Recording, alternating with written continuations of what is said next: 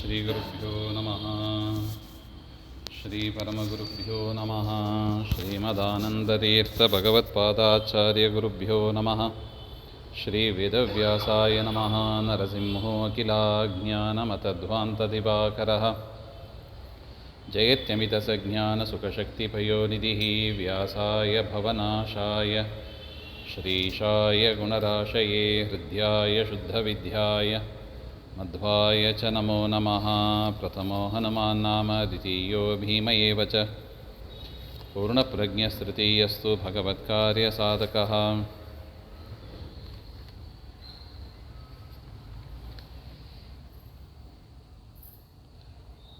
ಪೂಜ್ಯಾಯ ರಾಘವೇಂದ್ರಾಯ ಸತ್ಯಧರ್ಮರತಾಯ ಚ ಭಜತಾಂ ಕಲ್ಪವೃಕ್ಷಾಯ ನಮತಾಂ ಕಾಮಧೇನವೇ ದುರ್ವಾದಿಧ್ವಾಂತರವಯೇ ವೈಷ್ಣವೇಂದೀವರೆಂದವೇ ಶ್ರೀರಾಘವೇಂದ್ರ ಗುರವೇ ನಮೋऽತ್ಯಂತದಯಾಳವೇ. ಮೂಕೋಪಿ ಯತ್ಪ್ರಸಾದೇನ ಮುಕುಂದಶಯನಾಯತೆ ರಾಜರಾಜಾಯತೆ ರಿಕ್ತಃ ರಾಘವೇಂದ್ರಂ ತಮಾಶ್ರಯೇ.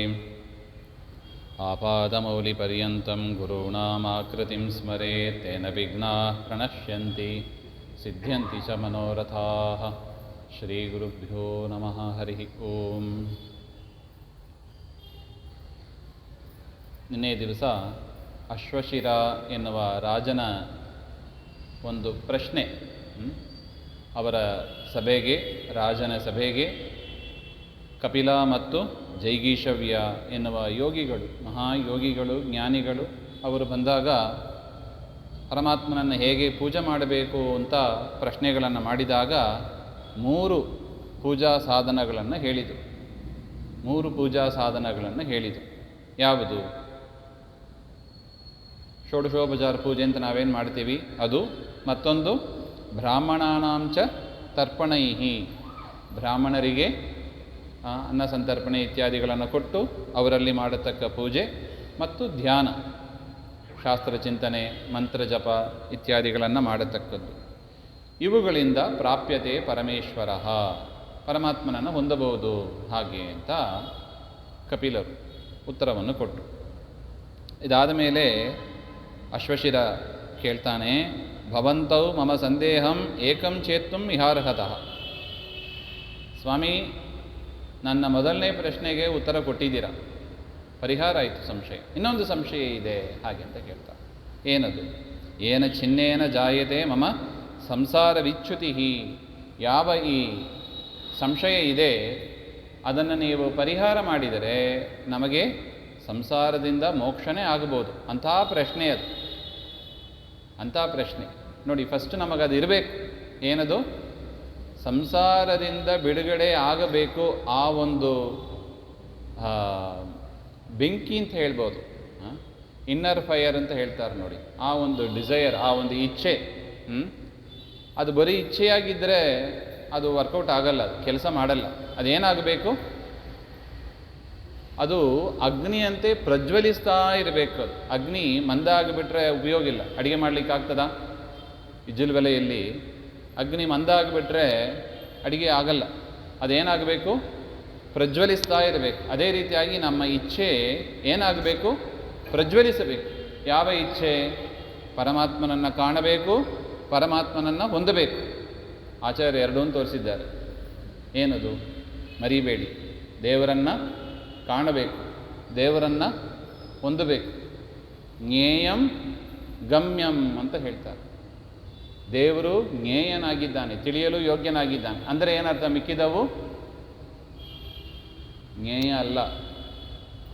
ದೇವರನ್ನು ಬಿಟ್ಟು ಉಳಿದ ವಸ್ತು ತಿಳಿಯಲು ಯೋಗ್ಯ ಅಲ್ಲ. ಅಲ್ಲ, ನಾವು ಸೈಂಟಿಸ್ಟು, ಸೈನ್ಸು, ಮ್ಯಾಥ್ಸು ಎಲ್ಲ ಓದ್ತೀವಿ ನಾವು, ಹೌದು. ಅದರಿಂದ ಏನಾಗೋದಿಲ್ಲ, ನಿನಗೆ ಸದ್ಗತಿ ಆಗೋದಿಲ್ಲ. ಸದ್ಗತಿ ಆಗಬೇಕಂದ್ರೆ ಯಾರನ್ನು ತಿಳಿಬೇಕು? ನಾರಾಯಣನನ್ನೇ ತಿಳಿಬೇಕು. ಜ್ಞೇಯ ಗಮ್ಯ, ಹೊಂದಲು ಯೋಗ್ಯನಾದವ. ಅಂದರೆ ನಮ್ಮ ಡೆಸ್ಟಿನೇಷನ್, ನಮ್ಮ ಗುರಿ ಅದು ಯಾರಾಗಬೇಕು? ದೇವರೇ ಆಗಬೇಕು.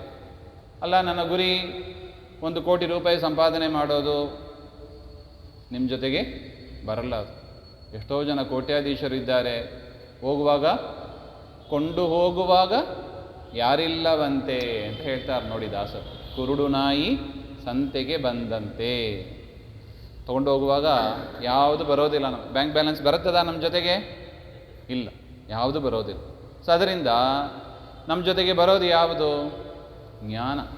ದೇವರ ಕುರಿತಾಗಿ ನಾವು ಮಾಡಿದ ಜ್ಞಾನ, ಕರ್ಮದಿಂದ ಮಾಡಿದ ಪಾಪ ಪುಣ್ಯಗಳು, ಅದು ನಮ್ಮ ಜೊತೆಗೆ ಹಿಂಬಾಲಿಸ್ಕೊಂಡು ಬರ್ತಾ ಇದೆ. ಸೊ ಅದರ ಕಡೆ ನಮ್ಮ ಫೋಕಸ್ ಇರಬೇಕು.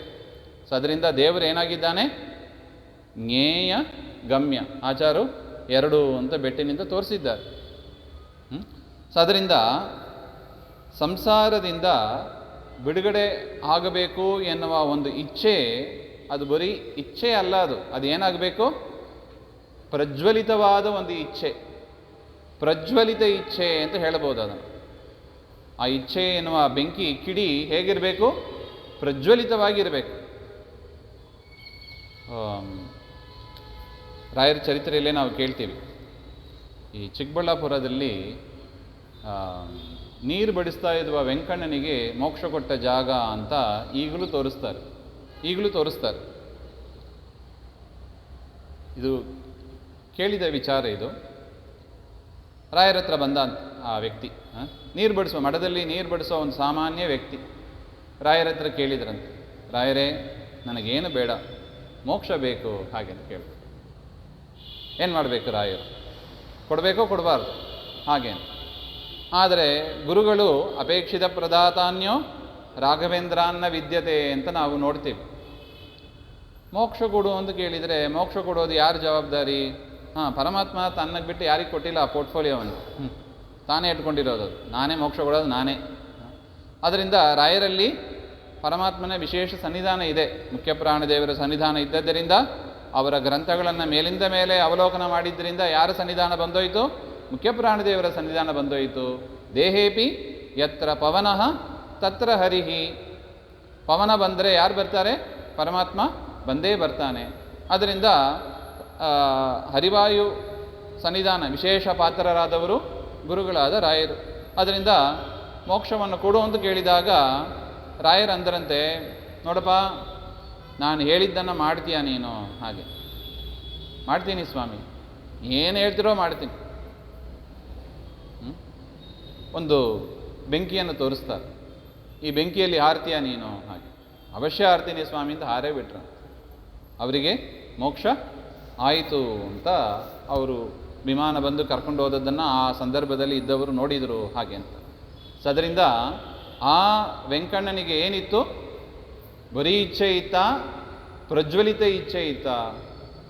ಪ್ರಜ್ವಲಿತ ಇಚ್ಛೆ ಇದ್ದಿದ್ರೆ ಏನು ಮಾಡ್ತಾರೆ? ಎಲ್ಲವನ್ನು ಬಿಡಕ್ಕೆ ತಯಾರಾಗ್ತಾರೆ. ನಾವು ತಯಾರಾಗಿದ್ದೀವಾ? ನೋಡಿ, ಇದು ನಮಗೆ ರಾಯರು ಕೇಳುವ ಪ್ರಶ್ನೆ. ನೀನು ತಯಾರಾಗಿಲ್ಲ, ನಿಂಗೇನು ಬೇಕು? ದೊಡ್ಡ ಲಿಸ್ಟ್ ಇದೆ ನಮ್ಮ ಹತ್ರ, ನೀನೇ ಇಟ್ಕೊತಾರೆ ರಾಯರು. ನಮ್ಮ ಹತ್ರ ದೊಡ್ಡ ಲಿಸ್ಟ್, ಅದು ಬೇಕು, ಇದು ಬೇಕು, ಅಷ್ಟು ಬೇಕು, ಇಷ್ಟು ಬೇಕು, ಇಟ್ಕೋಪ್ಪ, ಚೆನ್ನಾಗಿರು ಹಾಗೆ ಅಂತ ಹೋಗ್ತಾರೆ. ಆದರೆ ಏನು ಬೇಡಬೇಕು ನಾವು? ಏನು ಬೇಡ ಸ್ವಾಮಿ, ನಿಮ್ಮ ಅನುಗ್ರಹ ಇದ್ದರೆ ಸಾಕು. ನಿಮ್ಮ ಅನುಗ್ರಹ ಇದ್ದರೆ ಅದರಲ್ಲಿ ಎಲ್ಲ ಬಂದ್ಬಿಡುತ್ತದೆ ಅದು. ಸೊ ಅದರಿಂದ ನಮ್ಮ ಇಚ್ಛೆ ಏನಾಗಬೇಕು? ಪ್ರಜ್ವಲಿತವಾದ ಇಚ್ಛೆ, ಅಂದರೆ ಬರ್ನಿಂಗ್ ಡಿಸೈರ್ ಅಂತಾರೆ. ಬರ್ನಿಂಗ್ ಡಿಸೈರ್ ಆಗಬೇಕು. ಹಾಗಿದ್ರೆ ಮಾತ್ರ ಅದು ಕೆಲಸ ಮಾಡ್ತದೆ. ಅದು ಬರೀ ಇಚ್ಛೆ ಇದ್ದರೆ ಸಾವಿರಾರು ಇಚ್ಛೆ ಬರ್ತದೆ, ಹೋಗ್ತಾ ಇರ್ತದೆ, ಅದರಿಂದ ಉಪಯೋಗ ಇಲ್ಲ. ಅದರಿಂದ ಈ ಅಶ್ವಶಿರನಿಗೆ ಏನಿತ್ತು? ಪ್ರಜ್ವಲಿತವಾದ ಇಚ್ಛೆ, ತಾನು ಮೋಕ್ಷವನ್ನು ಪಡೆಯಬೇಕು. ಅದಕ್ಕಾಗಿ ಏನನ್ನ ಬೇಕಾದರೂ ಮಾಡಲು ಸಿದ್ಧವಾಗಿ ಇರ್ತಾರೆ. ಅಲ್ಲ, ಏನನ್ನು ಮಾಡಬೇಕಂದ್ರೆ ಸ್ವಲ್ಪ ಹೆದರಿಕೆ ಆಗ್ತದಲ್ಲ. ಇದೇನು ಅನ್ಕಮಿಟೆಡ್, ಒಂದು ಬೌಂಡ್ರಿನೇ ಇಲ್ಲಂಗೆ ಆಯ್ತಲ್ಲ ಅಂದರೆ ದೇವರು ಹಾಗೆಲ್ಲ ಮಾಡೋದಿಲ್ಲ. ನಾವು ಹೆದರಬೇಕಾಗಿಲ್ಲ. ಏನು ಇದ್ದಾಗಿ ತಲೆ ಕತ್ತರಿಸು ಅಂತ ಹೇಳ್ತಾನೆ ದೇವರು. ಏನು ಮಾಡ್ತಾನೆ? ಅನ್ಬೌಂಡೆಡ್ ಅಂದರೆ ಅನ್ಕಮಿಟೆಡ್. ಏನು ಮಾಡಬೇಕು ಹಾಗೆಂದರೆ? ಏನು ಹೆದರಬೇಡಿ. ದೇವರು ಹೇಳೋದಿಷ್ಟೇ, ಬೆಳಿಗ್ಗೆ ಬೇಗ ಹೇಳು, ಸಂಧ್ಯಾವಂದನಾದಿಗಳನ್ನು ಮಾಡು, ದೇವರ ಪೂಜೆ ಮಾಡು, ವೈಶ್ವದೇವಾದಿ ಮಾಡು, ಪಾಠ ಕೇಳ್ತಾ ಇರು, ದೇವರ ಸ್ಮರಣೆಯಲ್ಲೇ ಸದಾ ಇರು. ದೇವರಷ್ಟೇ ಕೇಳೋದು. ಮನವನಿತ್ತರೆ ತನ್ನ ನೀವನು. ಒಂದೇ ದೇವ್ರು ಕೇಳೋದು, ಒಂದೇ ಮನಸ್ಸನ್ನು ಅಷ್ಟೇ. ಅದಕ್ಕೆ ತಕ್ಕಂತೆ ನಮ್ಮ ಡೈಲಿ ಆ್ಯಕ್ಟಿವಿಟೀಸ್ ನಾವು ಪ್ಲ್ಯಾನ್ ಮಾಡ್ಕೊಂಡ್ಬಿಟ್ರೆ ದೇವರು ಒಲಿತಾನೆ. ನಾವು ಮಾಡೋದಿಲ್ಲ. ಅದರಿಂದ ಯಾಕೆ? ನಮಗೇನಿಲ್ಲ, ಡಿಸೈರ್ ಅಷ್ಟೇ ಇದೆ, ಬರ್ನಿಂಗ್ ಡಿಸೈರ್ ಇಲ್ಲ. ಅದರಿಂದ ದೇವರು ಹಿಂಗೆ ಯಾವಾಗ ಬರ್ನಿಂಗ್ ಡಿಸೈರ್ ಆಗ್ತದೋ ಆಗ ನಾನು ಬರ್ತೀನಿ ಅಂತ ಕಾಯ್ತಾ ಕೂತಿದ್ದಾನೆ. ಹೋಗದೇ ಇದ್ದದ್ದು ಯಾರು ತಪ್ಪು? ನಮ್ಮ ತಪ್ಪು. ಹೋಗದೇ ಇದ್ದದ್ದು ಯಾರು ತಪ್ಪು? ನಮ್ಮ ತಪ್ಪು. ಇದು ಈ ರೀತಿಯಾಗಿ ಹೇಳಿದಾಗ ತದಾ ಯೋಗಿವರೋ ಮುನಿ ಕಪಿಲಃ ಪ್ರಾಹ ಧರ್ಮಾತ್ಮ ರಾಜಾನಂ ಯಜತಾಂಬರಂ. ಈ ರೀತಿಯಾಗಿ ಪ್ರಶ್ನೆ ಮಾಡಿದಾಗ ಕಪಿಲ ರೂಪದಲ್ಲಿದ್ದ ಪರಮಾತ್ಮ ಉತ್ತರವನ್ನು ಕೊಟ್ರಂತೆ. ಏನಂತ? ಕಸ್ತೆ ಮನಸ್ಸಿ ಸಂದೇಹೋ ರಾಜನ್ ಪರಮಧಾರ್ಮಿಕ ಛಿಂದಾಮಿ ಏನ ತಚ್ಛುರುತ್ವ ಭೂಹೀಯತ್ತೆ ಅಭಿವಾಂಚಿತಂ. ಏನಪ್ಪ ನಿನ್ನ ಪ್ರಶ್ನೆ? ಏನೋ ಸಂದೇಹ ಇದಂತೀಯ, ಆ ಸಂದೇಹದಿಂದ ನನಗೆ ಮೋಕ್ಷವೇ ಆಗುತ್ತದೆ ಅಂತ ಹೇಳ್ತೀಯ. ಏನದು ಪ್ರಶ್ನೆ? ಕೇಳು, ಅದನ್ನು ನಾನು ಅನುಗ್ರಹ ಮಾಡ್ತೇನೆ, ಕೇಳು ಅಂತ ಹೇಳಿದಾಗ ಅಶ್ವಶಿರ ಕೇಳ್ತಾನೆ, ಕರ್ಮಣ ಪ್ರಾಪ್ಯತೆ ಮೋಕ್ಷ ಉತಾಹೋ ಜ್ಞಾನಿನಾ ಮುನೇ. ಮೋಕ್ಷ ಆಗೋದು ಯಾವುದರಿಂದ? ಕರ್ಮದಿಂದಲೋ ಜ್ಞಾನದಿಂದಲೋ? ಇದು ಪ್ರಶ್ನೆ. ಮೋಕ್ಷ ನಮಗೆ ಅದೇ ಫಸ್ಟ್ ಮೋಕ್ಷ ಆಗಬೇಕು ಅಂತ ನಮಗೆ ಡಿಸೈರ್ ಇದ್ದರೆ ಅದು ಮೀನ್ಸ್ ಅದು ಯಾವುದರಿಂದ ಹೇಗೆ ಬರುತ್ತದೆ ಅದರ ಆಪ್ಷನ್ ಬೇಕು ನಮಗೆ ಏನು ಬೇಡ? ಮೋಕ್ಷನೇ ಬೇಡ. ಅದು ಏನೋ ಮೋಕ್ಷ ಅಂದರೆ ಏನೋ ಮಡಿ ವಸ್ತು ಅಂತ ತಿಳ್ಕೊಂಡಿದ್ದೀವೋ ಏನೋ ಗೊತ್ತಿಲ್ಲ. ಮೋಕ್ಷ ಬೇಡ ರೀ ನಮಗೆ, ಇದೇ ಆರಾಮಕ್ಕಿದ್ದೀವಿ ಹಾಗೆಂತ ಹೇಳಿಬಿಡ್ತೀವಿ ನಾವು. ಹಾಗೆ ಚಿಂತನೆ ಮಾಡಬಾರ್ದಂತ. ಮೋಕ್ಷ ಅಂದರೆ ಏನು? ನಮ್ಮ ದೇಹದಲ್ಲಿ ನಾವಿರೋದು, ಅಂದರೆ ಸ್ವರೂಪ ದೇಹದಲ್ಲಿ ನಾವಿರೋದು. ಇದೆಲ್ಲ ಯಾವ ಮನೆ? ಬಾಡಿಗೆ ಮನೆ. ಇದೆಲ್ಲ ಯಾವ ಮನೆ? ಬಾಡಿಗೆ ಮನೆ. ಅಲ್ಲಿದೆ ನಮ್ಮ ಮನೆ, ಇಲ್ಲಿರುವುದು ಸುಮ್ಮನೆ ಇದ್ದೀವಿ ನಾವಿಲ್ಲಿ ಅಷ್ಟೇ. ಅದು ನಮ್ಮದು ನಿಜವಾದ ಮನೆ. ಅಲ್ಲಿ ಹೋಗಬೇಕು ನಾವು. ಆ ಒಂದು ಇಚ್ಛೆ ಇರಬೇಕು. ಆ ಇಚ್ಛೆ ಇದ್ದರೆ ಏನಾಗ್ತದೆ? ಆ ಹೋಗುವ ಮಾರ್ಗ ಹೇಗೆ? ಈ ಪ್ರಶ್ನೆ ನಮಗೂ ಬರಬೇಕಾಗಿತ್ತು. ಮೋಕ್ಷ ಪಡೆಯೋದು ಯಾವುದರಿಂದ? ಕರ್ಮದಿಂದಲೋ ಜ್ಞಾನದಿಂದಲೋ? ನಿಮ್ಮ ಹತ್ರ ಇರ್ತಾರೆ ಅಂತ ಇಟ್ಟುಕೊಳ್ಳಿ ಅಶ್ವೇಶ್ವರಸ್, ನೀವೇನು ಉತ್ತರ ಕೊಡ್ತೀರಾ?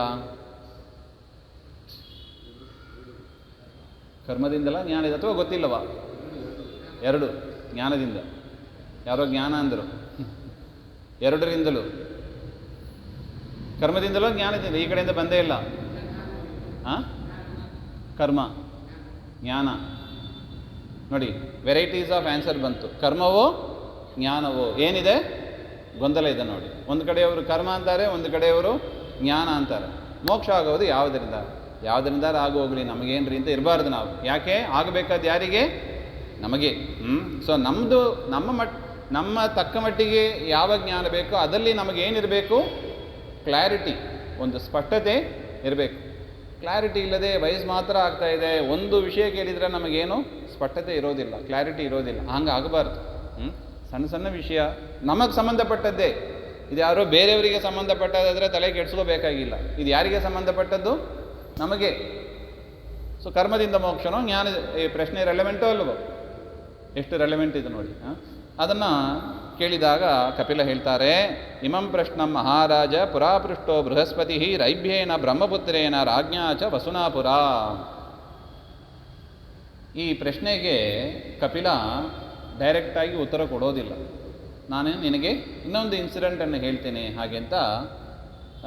ಎರಡನೇ ಇನ್ಸಿಡೆಂಟ್ ಇದು. ಮೊದಲನೇ ಇನ್ಸಿಡೆಂಟು ಅಶ್ವಶಿರ ಕಪಿಲರ ಮಾತು. ಅವರು ಏನು ಹೇಳ್ತಾರೆ? ಬೃಹಸ್ಪತಿ ಯಾರು? ದೇವಗುರುಗಳ ಹತ್ರ ರೈಭ್ಯ ಮತ್ತು ವಸು ಅಂತ ಒಂದು ರಾಜ, ವಸುರಾಜ. ರೈಭ್ಯ ಮತ್ತು ವಸುರಾಜ ಅವರಿಬ್ಬರು ಇದೇ ಪ್ರಶ್ನೆಯನ್ನೇ ಮಾಡಿದರಂತೆ. ರೈಭ್ಯ ಮತ್ತು ವಸುರಾಜ ಬೃಹಸ್ಪತಿ ಆಚಾರ್ಯರ ಹತ್ರ ಇದೇ ಪ್ರಶ್ನೆಯನ್ನೇ ಮಾಡಿದರು. ಮೋಕ್ಷ ಆಗೋದು ಕರ್ಮದಿಂದಲೋ ಜ್ಞಾನದಿಂದಲೋ ಹಾಗೆ ಅಂತ. ಅದನ್ನು ನಿನಗೆ ಹೇಳ್ತೇನೆ ಕೇಳು ಹಾಗೆ ಅಂತ ಹೇಳ್ತಾ ಇದ್ದ. ಚಾಕ್ಷುಷಸ್ಯ ಮನೋಕಾಲೆ, ಚಾಕ್ಷುಷ ಮನ್ವಂತರ ಅಂತ ನೋಡಿ. ಪುರಾಣ ಅಂದರೆ ಅನೇಕ ಮನ್ವಂತರಗಳಲ್ಲಿ ಆದ ಘಟನೆಗಳನ್ನು ಹೇಳಬೇಕು. ಈ ಘಟನೆ ಆದದ್ದು ಯಾವಾಗ? ಚಾಕ್ಷುಷ ಮನ್ವಂತರ ಅಂತ ಅದೊಂದು ಮನ್ವಂತರ. ಈಗ ನಡೀತಾ ಇರೋದು ವೈವಸ್ವತ ಮನ್ವಂತರ. ಚಾಕ್ಷುಷ ಮನ್ವಂತರದಲ್ಲಿ ನಡೆದ ಒಂದು ಘಟನೆ ಇದು. ಬ್ರಹ್ಮಣೋ ಅನ್ವಯವರ್ಧನ ವಸುಶ್ಚ ಬ್ರಹ್ಮಣ ಸದ್ಮ ಗತವಾನ್ಸ್ ತದ್ದಿದೃಕ್ಷಯ. ವಸುರಾಜ ಭೂಮಿಯನ್ನು ರಾಜ್ಯ ಪರಿಪಾಲನೆ ಮಾಡ್ತಾ ಇದ್ದ. ಅವನು ಬ್ರಹ್ಮದೇವರನ್ನು ನೋಡಬೇಕು ಅಂತ ಸತ್ಯಲೋಕಕ್ಕೆ ಹೋಗ್ತಾನೆ. ಹಿಂದಿನ ಕಾಲದಲ್ಲಿ ತುಂಬ ಸಂಪರ್ಕ ಇತ್ತು. ನಮಗೂ ದೇವಲೋಕಕ್ಕೂ, ಈ ಲೋಕದವರಿಗೂ ದೇವಲೋಕದವರಿಗೂ ಸಂಪರ್ಕ ಭಾರಿ ಇತ್ತು. ಅದು ಯುಗ ಪ್ರಭಾವದಿಂದ ಅದು ಕಡಿಮೆ ಆಗಿಬಿಟ್ಟಿದೆ. ಹಿಂದಿನ ಕಾಲದಲ್ಲಿ ಹೋಗಿ ಬರ್ತಾ ಇದ್ದರು. ಪತಿ ಚೈತ್ರರಥಂ ದೃಷ್ಟ ವಿದ್ಯಾಧರವರಂ ನೃಪ ಅಪೃಚ್ಛಚ್ಚ ವಸುಪ್ರೀತ್ಯ ಬ್ರಹ್ಮಣೋ ಅವಸರಂ ಪ್ರಭೋ. ಹೋಗುವಾಗ ಬ್ರಹ್ಮಲೋಕಕ್ಕೆ ಅಂದರೆ ಸತ್ಯಲೋಕಕ್ಕೆ ಹೋಗ್ತಾ ಇದ್ದಾರೆ. ದಾರಿಯಲ್ಲಿ ಒಂದು ವಿದ್ಯಾಧರ, ಚೈತ್ರರಥ ಎನ್ನುವ ಒಂದು ವಿದ್ಯಾಧರ ಸಿಗ್ತಾರೆ. ಅವ್ರ ಹತ್ರ ಕೇಳ್ತಾ ಇದ್ದಾರಂತೆ, ಬ್ರಹ್ಮದೇವರನ್ನ ನೋಡಬೇಕು, ಯಾವಾಗ ಮೀಟ್ ಮಾಡ್ಬೋದು? ದೊಡ್ಡವರು ಅವರು, ಇದ್ದಕ್ಕಿದ್ದಾಗಿ ಸೀದಾ ಹೋಗಿ ಮೀಟ್ ಮಾಡೋದು ಅಂದರೆ ಕಷ್ಟ ಸಾಧ್ಯ. ಸ್ವಾಮಿಗಳನ್ನು ಮೀಟ್ ಮಾಡೋದೇ ಕಷ್ಟ ಇದೆ ನೋಡಿ, ಅಲ್ವಾ? ಹಾಗಿರುವಾಗ ಅಂತಹ ದೊಡ್ಡವರು ಅವ್ರನ್ನ ಮೀಟ್ ಮಾಡೋದು ಅಷ್ಟು ಡೈರೆಕ್ಟಾಗಿ ಸಿಗೋದಿಲ್ಲ. ಅದರಿಂದ ಕೇಳ್ತಾರೆ. ಕೇಳಿದಾಗ ಚೈತ್ರರಥ ಹೇಳಿದಂತೆ, ಈಗ ಒಂದು ಸಭೆ ನಡೀತಾ ಇದೆ, ಸ್ವಲ್ಪ ಹೊತ್ತು ಕಾಯಿ ಹಾಗಂತ ಹೇಳಿದ್ರಂತೆ. ಸೋಬ್ರವೀತ್ ದೇವ ಸಮಿತಿಯರು ವರ್ತತೆ ಬ್ರಹ್ಮಣೋ ಗೃಹೇ. ಬ್ರಹ್ಮದೇವರ ಮನೆಯಲ್ಲಿ ಏನಾಗ್ತಾ ಇದೆ? ದೇವತೆಗಳ ಸಭೆ ನಡೀತಾ ಇದೆ, ಅಂದರೆ ದೇವತೆಗಳ ಮೀಟಿಂಗ್ ನಡೀತಾ ಇದೆ, ಈಗ ಹೋಗ್ಲಿಕ್ಕಿಲ್ಲ, ಸ್ವಲ್ಪ ತಾಳ್ರಿ ಹಾಗೆಂತ. ಏವಂ ಶ್ರುತ್ವ ವಸುಸ್ತಸ್ಥೌ ದ್ವಾರಿ ಬ್ರಹ್ಮೋಕಸಸ್ತದ. ದ್ವಾರದಲ್ಲೇ ಕಾಯ್ತಾ ಕೂತಿದ್ದಾರೆ ಆ ವಸುರಾಜ. ತಾವತ್ತತ್ರೈವ ರೈಭ್ಯಸ್ತು ಆಜಗಾಮ ಮಹಾತಪಃ. ಆಗ ರೈಭ್ಯ ಅಂತ ಒಂದು ಬ್ರಾಹ್ಮಣ ಋಷಿ, ಅವರು ಅಲ್ಲಿಗೆ ಬರ್ತಾ ಇದ್ದಾರೆ. ಆಜಗಾಮ ಸರಾಜ ಪ್ರೀತಿ ಮನಸ ವಸು ಸಂಪೂರ್ಣ ಮಾನಸ ಉವಾಚ ಪೂಜಯಿತ್ವಾಗ್ರೆ ಕಪ್ರಯಾತೋಸಿ ವೈಮನೆ. ಅವರು ಅಲ್ಲಿಗೆ ಬಂದರು. ಬೃಹಸ್ಪತಿ ಆಚಾರ್ಯರನ್ನು ನೋಡಬೇಕು ಅಂತ ಬಂದೆ ಅಂತ ಆ ರೈಭ್ಯ ಅವರು ಹೇಳ್ತಾರೆ. ಅಹಂ ಬೃಹಸ್ಪತಿ ಪಾರ್ಶ್ವ. ರೈಭ್ಯ ಹೇಳುವ ಮಾತು, ನಾನು ಯಾರು? ಬೃಹಸ್ಪತಿ ಆಚಾರ್ಯರ ಪಾರ್ಶ್ವ ಸೇವಕ. ಅಂದರೆ ಬೃಹಸ್ಪತಿ ಆಚಾರ್ಯರು ಅಂದರೆ ಯಾರು? ದೇವಲೋಕದ ಪುರೋಹಿತರು. ಗೊತ್ತಿದೆ, ಪುರೋಹಿತರಿಗೆ ಅನೇಕ ಸೇವಕರು ಇದ್ದೇ ಇರ್ತಾರೆ. ಮನೆಗೆ ಬರುವಾಗ ನೋಡಿರ್ಬೋದು, ಒಂದು ಹೋಮ ಹವನ ಅಂತ ಕರೆದರೆ ಒಬ್ಬರೇ ಬರ್ತಾರಾ? ಇಲ್ಲ, ಅನೇಕ ಜನರನ್ನು ಕರ್ಕೊಂಡು ಬರ್ತಾರೆ. ಎಲ್ಲರೂ ಬದುಕೊಂಡು ಹೋಗಲಿ ಅಂತ ಪಾಪ. ಸೊ ಅದರಿಂದ ಅಂಥ ಅವರ ಸೇವಕರಾಗಿ ನಾವು ಇರ್ತೀವಿ. ಕಿಂಚಿತ್ ಕಾರ್ಯಾಂತರಂ ಪ್ರಶ್ನಂ, ಏನೋ ಒಂದು ಕಾರ್ಯ ಇದೆ, ಒಂದು ಪ್ರಶ್ನೆ ಕೇಳಬೇಕಾಗಿದೆ, ಅದರಿಂದ ನಾವು ಇಲ್ಲಿಗೆ ಬೃಹಸ್ಪತಿ ಆಚಾರ್ಯ ನೋಡೋದಕ್ಕಾಗಿ ಬಂದಿದ್ದೇವೆ ಹಾಗೆ ಅಂತ ಹೇಳ್ತಾರೆ. ಆದರೆ ಬೃಹಸ್ಪತಿ ಆಚಾರ್ಯರು ಕೂಡ ಅಲ್ಲೇ ದೇವಸಭೆಯಲ್ಲೇ ಅವರು ಕೂಡ ಇದ್ದಾರೆ. ಸಭೆ ಆಗ್ತಾ ಇದೆ, ಅದರಿಂದ ಇಬ್ಬರು ಕಾಯ್ತಾ ಇದ್ದರು. ಯಾರು? ರೈಭ್ಯ ಮತ್ತು ವಸುರಾಜ ಇಬ್ಬರು ಕಾಯ್ತಾ ಇದ್ದಾರೆ. ಉತ್ತಸ್ಥೌ ಸ್ಥಾನಿ ಧಿಷ್ಣ್ಯಾನಿ ಗತೋ ದೇವಗಣ ಪ್ರಭು. ಸ್ವಲ್ಪ ಹೊತ್ತು ಆದ ಮೇಲೆ ದೇವತೆಗಳ ಸಭೆ ಎಲ್ಲ ಮುಗೀತು. ದೇವತೆಗಳ ಸಭೆ ಮುಕ್ತಾಯ ಆಯಿತು. ದೇವತೆಗಳೆಲ್ಲ ತಮ್ಮ ತಮ್ಮ ಮನೆಗೆ ಹೋದರು. ತಾವತ್ ಬೃಹಸ್ಪತಿಸ್ತತ್ರ ರೈಭ್ಯೇನ ಸಹ ಸಂವಿಧಂ ಕೃತ್ವ ಸ್ವಧಿಷ್ಣ್ಯಮಗಮತ್ ವಸುನಾ ಚ ಅನುಪೂಜಿತ. ಆಗ ಬೃಹಸ್ಪತಿ ಆಚಾರ್ಯರು ಕೂಡ ಬಂದು ರೈಭ್ಯ ಅಲ್ಲೇ ಇದ್ದರು. ಕೇಳ್ತಾರೆ, ಏನಪ್ಪ, ಮೊದಲೇ ಪರಿಚಯ ಇದ್ದೇ ಇವರಿಗೂ. ಕೇಳ್ತಾರೆ, ಏನು ವಿಷಯ ಹಾಗೆ ಅಂತ. ರೈಭ್ಯ ಆಂಗಿರಸೋ ರಾಜ ವಸುಶ್ಚ ಉಪವಿವೇಶ ಉಪವಿಷ್ಟೇಶು ರಾಜೇಂದ್ರ ತೇಷು ತೇಷ್ವಪಿ ಸೋಬ್ರವೀತ್. ಇಬ್ಬರು ಪರಸ್ಪರ ಮಾತಾಡಿಕೊಳ್ತಾ ಇದ್ದರು, ಕುಶಲ ಪ್ರಶ್ನೆಗಳನ್ನೆಲ್ಲ ಮಾಡಿಕೊಂಡ್ರು. ವಸುರಾಜನ ಪರಿಚಯನೂ ಕೂಡ ಮಾಡಿಸ್ಕೊತಾನೆ. ಬೃಹಸ್ಪತಿ ಆಚಾರ್ಯರು ಕೇಳ್ತಾರೆ, ಬೃಹಸ್ಪತಿ ದೇವಗುರು ರೈಭ್ಯಂ ವಚನಮಂತಿಗೆ ಕಿಂಕರೋಮಿ ಮಹಾಭಾಗ ವೇದಾಂಗ ಪಾರಗ. ಏನಪ್ಪ ರೈಭ್ಯ ಬಂದಿದ್ಯಾ, ಏನು ಕೆಲಸ ಆಗಬೇಕು, ನಾ ಏನು ಮಾಡಬೇಕು ಹೇಳು ಹಾಗೆ ಅಂತ ಬೃಹಸ್ಪತಿ ಆಚಾರ್ಯರು ಕೇಳಿದಾಗ ರೈಭ್ಯ ಅವರು ಹೇಳ್ತಾರೆ, ರೈಭ್ಯ ಉವಾಚ ಬೃಹಸ್ಪತಿ ಕರ್ಮಣ ಕಿಂ ಪ್ರಾಪ್ಯತೆ ಜ್ಞಾನಿನ ಅಥವಾ ಮೋಕ್ಷ ಏತನ್ಮಮ ಚಕ್ಷ್ವ ಪೃಚ್ಛತಃ ಸಂಶಯಂ ಪ್ರಭೋ. ಇದೇ ಪ್ರಶ್ನೆನೇ. ಬೃಹಸ್ಪತಿ ಆಚಾರ್ಯರೇ, ಮೋಕ್ಷ ಆಗೋದು ಯಾವುದರಿಂದ? ಕರ್ಮದಿಂದಲೋ ಜ್ಞಾನದಿಂದಲೋ ಹಾಗೆ ಅಂತ ಪ್ರಶ್ನೆ. ಬೃಹಸ್ಪತಿ ರುವಾಚ ಯತ್ಕಿಂಚಿತ್ ಕುರುದೇ ಕರ್ಮ ಪುರುಷಃ ಸಾಧ್ವಸಾಧುವ ಸರ್ವಂ ನಾರಾಯಣೇನ್ಯಸ್ಯ ಕುರ್ವನ್ನಪಿ ನ ಲಿಪ್ಯತೆ. ಅದ್ಭುತವಾದ ಒಂದು ಮಾತರಿ, ಮುತ್ತು ನುಡಿ. ಅಲ್ಲಪ್ಪ ರೈಭ್ಯ ಏನು ಬೇಕಾದ್ರೂ ಮಾಡು, ಕರ್ಮ ಆಗಲಿ ಪುಣ್ಯ ಆಗಲಿ. ಕರ್ಮ ಅಂದರೆ ಎರಡು ವಿಧ, ಪುಣ್ಯಕರ್ಮ ಪಾಪಕರ್ಮ. ಯಾವುದೇ ಮಾಡು, ಯತ್ಕಿಂಚಿತ್ ಕುರುದೇ ಕರ್ಮ, ಸಾಧು ಅಸಾಧುವ, ಒಳ್ಳೆ ಕೆಲಸ ಆಗಲಿ ಕೆಟ್ಟ ಕೆಲಸ ಆಗಲಿ ಯಾವುದೇ ಮಾಡು. ಸರ್ವಂ ನಾರಾಯಣೇನ್ಯಸ್ಯ, ಎಲ್ಲವನ್ನು ಏನು ಮಾಡಬೇಕು ನೀನು? ನಾರಾಯಣನಲ್ಲಿ ಸಮರ್ಪಣೆ ಮಾಡಬೇಕು.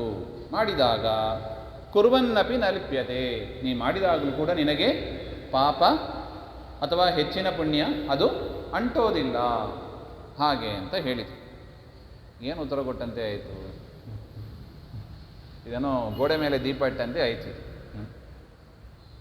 ಅಂದರೆ ಪುಣ್ಯವಾದರೂ ಮಾಡು, ಪಾಪವಾದರೂ ಮಾಡು, ಏನಾರು ಮಾಡು, ಆದರೆ ಮಾಡಿದ್ದನ್ನು ದೇವರಿಗೆ ಸಮರ್ಪಣೆ ಮಾಡು, ನಿನಗೆ ಮೋಕ್ಷ ಆಗ್ತದೆ ಅಂತ ಇಷ್ಟು ಹೇಳಿದರು. ಶ್ರೂಯತೆ ಚ ದ್ವಿಜಶ್ರೇಷ್ಠ ಸಂವಾದೋ ವಿಪ್ರಲುಬ್ಧಯೋ ಆತ್ರೇಯೋ ಬ್ರಹ್ಮಣಃ ಕಚ್ಚಿತ್ ವೇದಾಭ್ಯಾಸ ರಥೋ ಮುನಿ ವಸತ್ಯವಿರತಃ ಪ್ರಾತಸ್ನಾಯಿ ತ್ರಿಷಭೇನ ರತಃ ನಾಮ್ನಾ ಸಂಯಮನಃ ಪೂರ್ವಂ ಏಕಸ್ಮಿನ್ ದಿವಸೇನದಿ. ನಿನಗೆ ಇದು ಹೇಳಿದರೆ ಅರ್ಥ ಆಗೋದಿಲ್ಲ ನಿನಗೆ, ಅದರಿಂದ ನಾನೊಂದು ಕಥೆಯನ್ನು ಹೇಳ್ತೀನಿ ಅಂತ ಬೃಹಸ್ಪತಿ ಆಚಾರ್ಯರು ಒಂದು ಕಥೆಯನ್ನು ಹೇಳ್ತಾರೆ ನೋಡಿ. ಕಥೆಯ ಒಳಗೆ ಅಂದರೆ ಮೊದಲು ಯಾರು ಅಶ್ವಶಿರ ಅವರಿಗೆ ಕಪಿಲ ಹೇಳಿದ್ದು, ಆಮೇಲೆ ಬೃಹಸ್ಪತಿ ಆಚಾರ್ಯರು ರೈಬ್ಯ ಮತ್ತು ವಸುರಾಜನಿಗೆ ಹೇಳಿದ್ದು, ತದನಂತರ ಅದರ ಒಳಗೆ ನಾಮ್ನ ಸಂಯಮನಃ ಅಂತ ಒಬ್ಬ ಸಂಯಮನ, ಅವನ ಕಥೆಯನ್ನು ಬೃಹಸ್ಪತಿ ಆಚಾರ್ಯರು ಹೇಳ್ತಾರೆ. ಇಷ್ಟು ಹೇಳಿದರು, ಪುಣ್ಯ ಆಗಲಿ ಪಾಪ ಆಗಲಿ ಮಾಡು, ಸಮರ್ಪಣೆ ಮಾಡು, ಇಷ್ಟು ಹೇಳಿದರೆ ನಿನಗೆ ಅರ್ಥ ಆಗೋದಿಲ್ಲ, ಒಂದು ಕಥೆಯನ್ನು ಹೇಳ್ತೀನಿ ಅಂತ. ಅವನು ಪ್ರಾತಸ್ಥಾಯಿ, ಆ ನಾಮ್ನ ಸಂಯಮನ ಅಂತ ಏನಿದ್ದಾನೆ ಅವನು ಒಳ್ಳೆ ಆಚಾರವಂತನಾಗಿ ಇರ್ತಾನೆ. ನದಿ ಸ್ನಾನಕ್ಕೆ ಅಂತ ಹೋಗ್ತಾನೆ. ಧರ್ಮಾರಣ್ಯೇ ಗತಸ್ನಾತುಂ ಧನ್ಯಾಂ ಭಾಗೀರಥೀಂ ಶುಭಾಂ, ಗಂಗಾ ಸ್ನಾನಕ್ಕೆ ಅಂತ ಅಂದರೆ ಒಂದು ಕರ್ಮವನ್ನು ಮಾಡೋದಕ್ಕಾಗಿ ಹೋಗ್ತಾ ಇದ್ದಾನೆ. ತತ್ರಾಸೀನಂ ಮಹಾಯುತಂ ಹರಿಣಾನಾಂ ವಿಚಕ್ಷಣಃ ಲುಬ್ಧೋ ನಿಷ್ಠುರಕೋ ನಾಮ ಧನುಷ್ಪಾಣಿ ಕೃತಾಂತವತ್. ಅಲ್ಲಿ ನಿಷ್ಠುರಕ ಅಂತ ಒಂದು ವ್ಯಾಧ, ನಿಷ್ಠುರಕ ಅಂತ ಒಂದು ವ್ಯಾಧ ಅವನನ್ನು ನೋಡ್ತಾನೆ. ಅವನೇನು ಮಾಡ್ತಾನೆ, ಕೈಯಲ್ಲಿ ಬಿಲ್ಲುಬಾಣ ಇಟ್ಕೊಂಡು ರೆಡಿಗೆ ಇದ್ದಾನ. ಅಲ್ಲಿರುವ ಜಿಂಕೆಗಳು, ಅನೇಕ ಜಿಂಕೆಗಳು ಇತ್ತು, ಅದನ್ನು ಸಂಹಾರ ಮಾಡಿ ಹೊಟ್ಟೆ ತುಂಬಿಸಬೇಕು ಅಂತ, ಹೊಟ್ಟೆಪಾಡವಂತ. ಅದರಿಂದ ಅದನ್ನು ಸಂಹಾರ ಮಾಡೋದಕ್ಕೆ ಅವನು ಉದ್ಯುಕ್ತನಾಗ್ತಾನೆ. ಅದನ್ನು ಇವನು ನೋಡ್ತಾ ಇದ್ದಾನೆ. ಯಾರು? ಸಂಯಮನ ಅದನ್ನು ನೋಡ್ತಾನೆ. ತತಃ ಸಂಯಮನೋ ವಿಪ್ರ ದೃಷ್ಟ್ವಾ ತಂ ಮೃಗಯಾರತಂ ವಾರಯಾಮಾಸ ಮಾ ಭದ್ರ ಜೀವಘಾತಂ ಇಮಂಕುರು. ಇದು ಜೀವನಾಶ ಆಗ್ತದೆ, ಜೀವ ಹಿಂಸೆ ಆಗ್ತದೆ, ನೀನು ಇದನ್ನು ಮಾಡಬೇಡ ಹಾಗೆ ಅಂತ ಆ ಸಂಯಮನ ಹೇಳ್ತಾನೆ. ಏತಚ್ಛ್ರುತ್ವ ವಚೋ ವ್ಯಾಧ ಸ್ಮಿತಪೂರ್ವಂ ಇದಂ ವಚಃ ಉವಾಚ ನಾಹಂ ಹಿಂಸಾಮಿ ಪೃಥಕ್ ಜೀವಂ ದ್ವಿಜೋತ್ತಮ. ಇದನ್ನು ಕೇಳಿ ಆ ವ್ಯಾಧ ನಕ್ಬಿಟ್ಟ ಅಂತ. ವ್ಯಾಧನಿಗೆ ನಗು ಬಂದೋಯ್ತು. ಏನು ಮಾತಾಡ್ತೀರಾ ನೀವು? ನಾಹಂ ಹಿಂಸಾಮಿ ಪೃಥಕ್ ಜೀವಂ, ನಾನೆಲ್ಲಿ ಹಿಂಸೆ ಮಾಡಿದೆ ಹಾಗೆ ಅಂತ ಕೇಳ್ತಾ ಇದ್ದ. ನಾನೆಲ್ಲಿ ಹಿಂಸೆ ಮಾಡಿದೆ ಹಾಗೆ. ಪರಮಾತ್ಮ ತ್ವಯಂಭೂತೈ ಕ್ರೀಡತೆ ಭಗವಾನ್ ಸ್ವಯಂ. ಇದೆಲ್ಲ ಯಾವುದು? ಪರಮಾತ್ಮನ ಆಟ ಇದು. ಇದೆಲ್ಲ ಯಾವುದು? ಪರಮಾತ್ಮ ಬಿಲ್ಲು ಬಾಣ ಹಿಡ್ಕೊಂಡು ಸಂಹಾರ ಮಾಡಿದ್ದು ನಾನಾ? ಇಲ್ಲ. ಯಾರಿದು? ಪರಮಾತ್ಮ ಮಾಡಿದ್ದು ಹಾಗೆ ಅಂತ ವ್ಯಾಧ ಹೇಳ್ತಾನೆ. ಪರಮಾತ್ಮ ತ್ವಯಂಭೂತೈ ಕ್ರೀಡತೆ ಭಗವಾನ್ ಸ್ವಯಂ. ಇದೆಲ್ಲ ಪರಮಾತ್ಮನ ಲೀಲೆ, ಆಟ ಇದು. ಸುಮ್ಮನೆ ನೋಡ್ತಾ ಇರೋ ಅಷ್ಟೇ ಹಾಗೆ. ಕೃತಾಮೃದ ಬಲಿವರ್ಧ ಸ್ತರ ವೇದ ತನ್ನ ಸಂಶಯ ಅಹಂಭಾವ ಸದಾ ಬ್ರಹ್ಮನ್ ನ ವಿಧೇಯೋ ಮುಮುಕ್ಷುಭಿ. ಅದರಿಂದ ನೀನು ವ್ಯಾಧ ಅಂದರೆ ಬ್ರಾಹ್ಮಣ, ನೀನು ಅಹಂಕಾರವನ್ನು ತಾಳಬೇಡ. ಅಹಂಕಾರ ಅಂದರೆ ಏನು? ನಾನು ಮಾಡಿದೆ. ಅಡಿಗೆ ಯಾರು ಮಾಡಿದ್ದು? ನಾನು. ಊಟ ಯಾರು ಮಾಡಿದ್ದು? ನಾನು. ಮಾಡಲಿಕ್ಕಾಗ್ತದ? ನಾವು ನೋಡಿದ್ದೀವಿ ನಿನ್ನೆ. ಕರ್ಮ ಮೊದಲು ಮಾಡೋದು ಯಾರು? ಅರ್ಥೋಯ್ತು. ಕರ್ಮ ಮೊದಲು ಮಾಡೋದು ದೇವರು ತಾನು ಮಾಡಿಸಿ, ಆಮೇಲೆ ಯಾರು? ಪ್ರಾಣದೇವರು ನಂತರ ಪ್ರಾಣದೇವರು ಯಾರನ್ನು ಮಾಡಿಸ್ತಾರೆ? ತತ್ವದೇವತೆಗಳನ್ನು, ಅಭಿಮಾನಿ ದೇವತೆಗಳನ್ನು. ಕಣ್ಣು ನೋಡೋದು, ಕೈ ತೆಗೆಯೋದು, ಅಭಿಮಾನಿ ದೇವತೆಗಳಿದ್ದಾರೆ, ಅವರಿಗೆ ಮಾಡುತ್ತಾರೆ. ಅವರು ಜೀವನಿಗೆ ಮಾಡಿಸಿ ಹುಟ್ಟಿಸ್ತಾರೆ. ಇದು ಕರ್ಮ ನಡೆಯತಕ್ಕ ಕ್ರಮ ಇದು. ಅದರಿಂದ ಸ್ವತಂತ್ರಕರ್ತ ಯಾರು? ದೇವರೇ. ಜೀವ ಅಸ್ವತಂತ್ರಕರ್ತ. ಆಚಾರ್ಯ ಎರಡನ್ನು ತೋರಿಸಿದ್ದಾರೆ. ಇಬ್ಬರು ಕರ್ತರು ಇದ್ದಾರೆ. ಒಂದು ಸ್ವತಂತ್ರಕರ್ತ ದೇವರು, ಎರಡನೇದು ಅಸ್ವತಂತ್ರಕರ್ತ, ಮರಿಬೇಡಿ ಹಾಗೆ ಅಂತ. ಅದರಿಂದ ದೇವರು ಮಾಡುವ ಕರ್ತೃತ್ವವನ್ನು ನಾವು ಅಂತ ತಿಳಿಯೋದು, ನಾನು ಮಾಡಿದೆ ಅಂತ ತಿಳಿಯೋದು, ಇದು ಅಹಂ ಅಂತ. ಅಹಂ ಅಂದರೆ ಏನು? ದೇವರಲ್ಲಿ ಇರುವ ಕರ್ತೃತ್ವವನ್ನು ತನ್ನಲ್ಲಿ ತಿಳಿಯೋದು. ಅಂದರೆ ನಾವು ಕರ್ತೃ ಅಲ್ಲವಾ ಹಾಗೆ ಅಂದರೆ ಹೌದು, ಕರ್ತೃ ಹೌದು. ಆದರೆ ನಮ್ಮಲ್ಲಿ ಏನು ಭ್ರಾಂತಿ ಇದೆ? ಸ್ವತಂತ್ರವಾಗಿ ಮಾಡಿದ್ಯಾರು? ನಾನೇ ಅಂತ ತಿಳಿದು. ಊಟ ಮಾಡಿದ್ಯಾರು? ನಾನೇ. ದೇವರು ಹೆಸರು ಬಂದೇ ಇಲ್ಲ ನೋಡಿ ಅಲ್ಲಿ. ಊಟ ಚೆನ್ನಾಗಿ ಆಯಿತಾ? ಆಯಿತು. ಊಟ ಯಾರು ಹಾಕಿದ್ರು? ಅದೋ ಯಜಮಾನ್ರು ಹಾಕಿದ್ರು.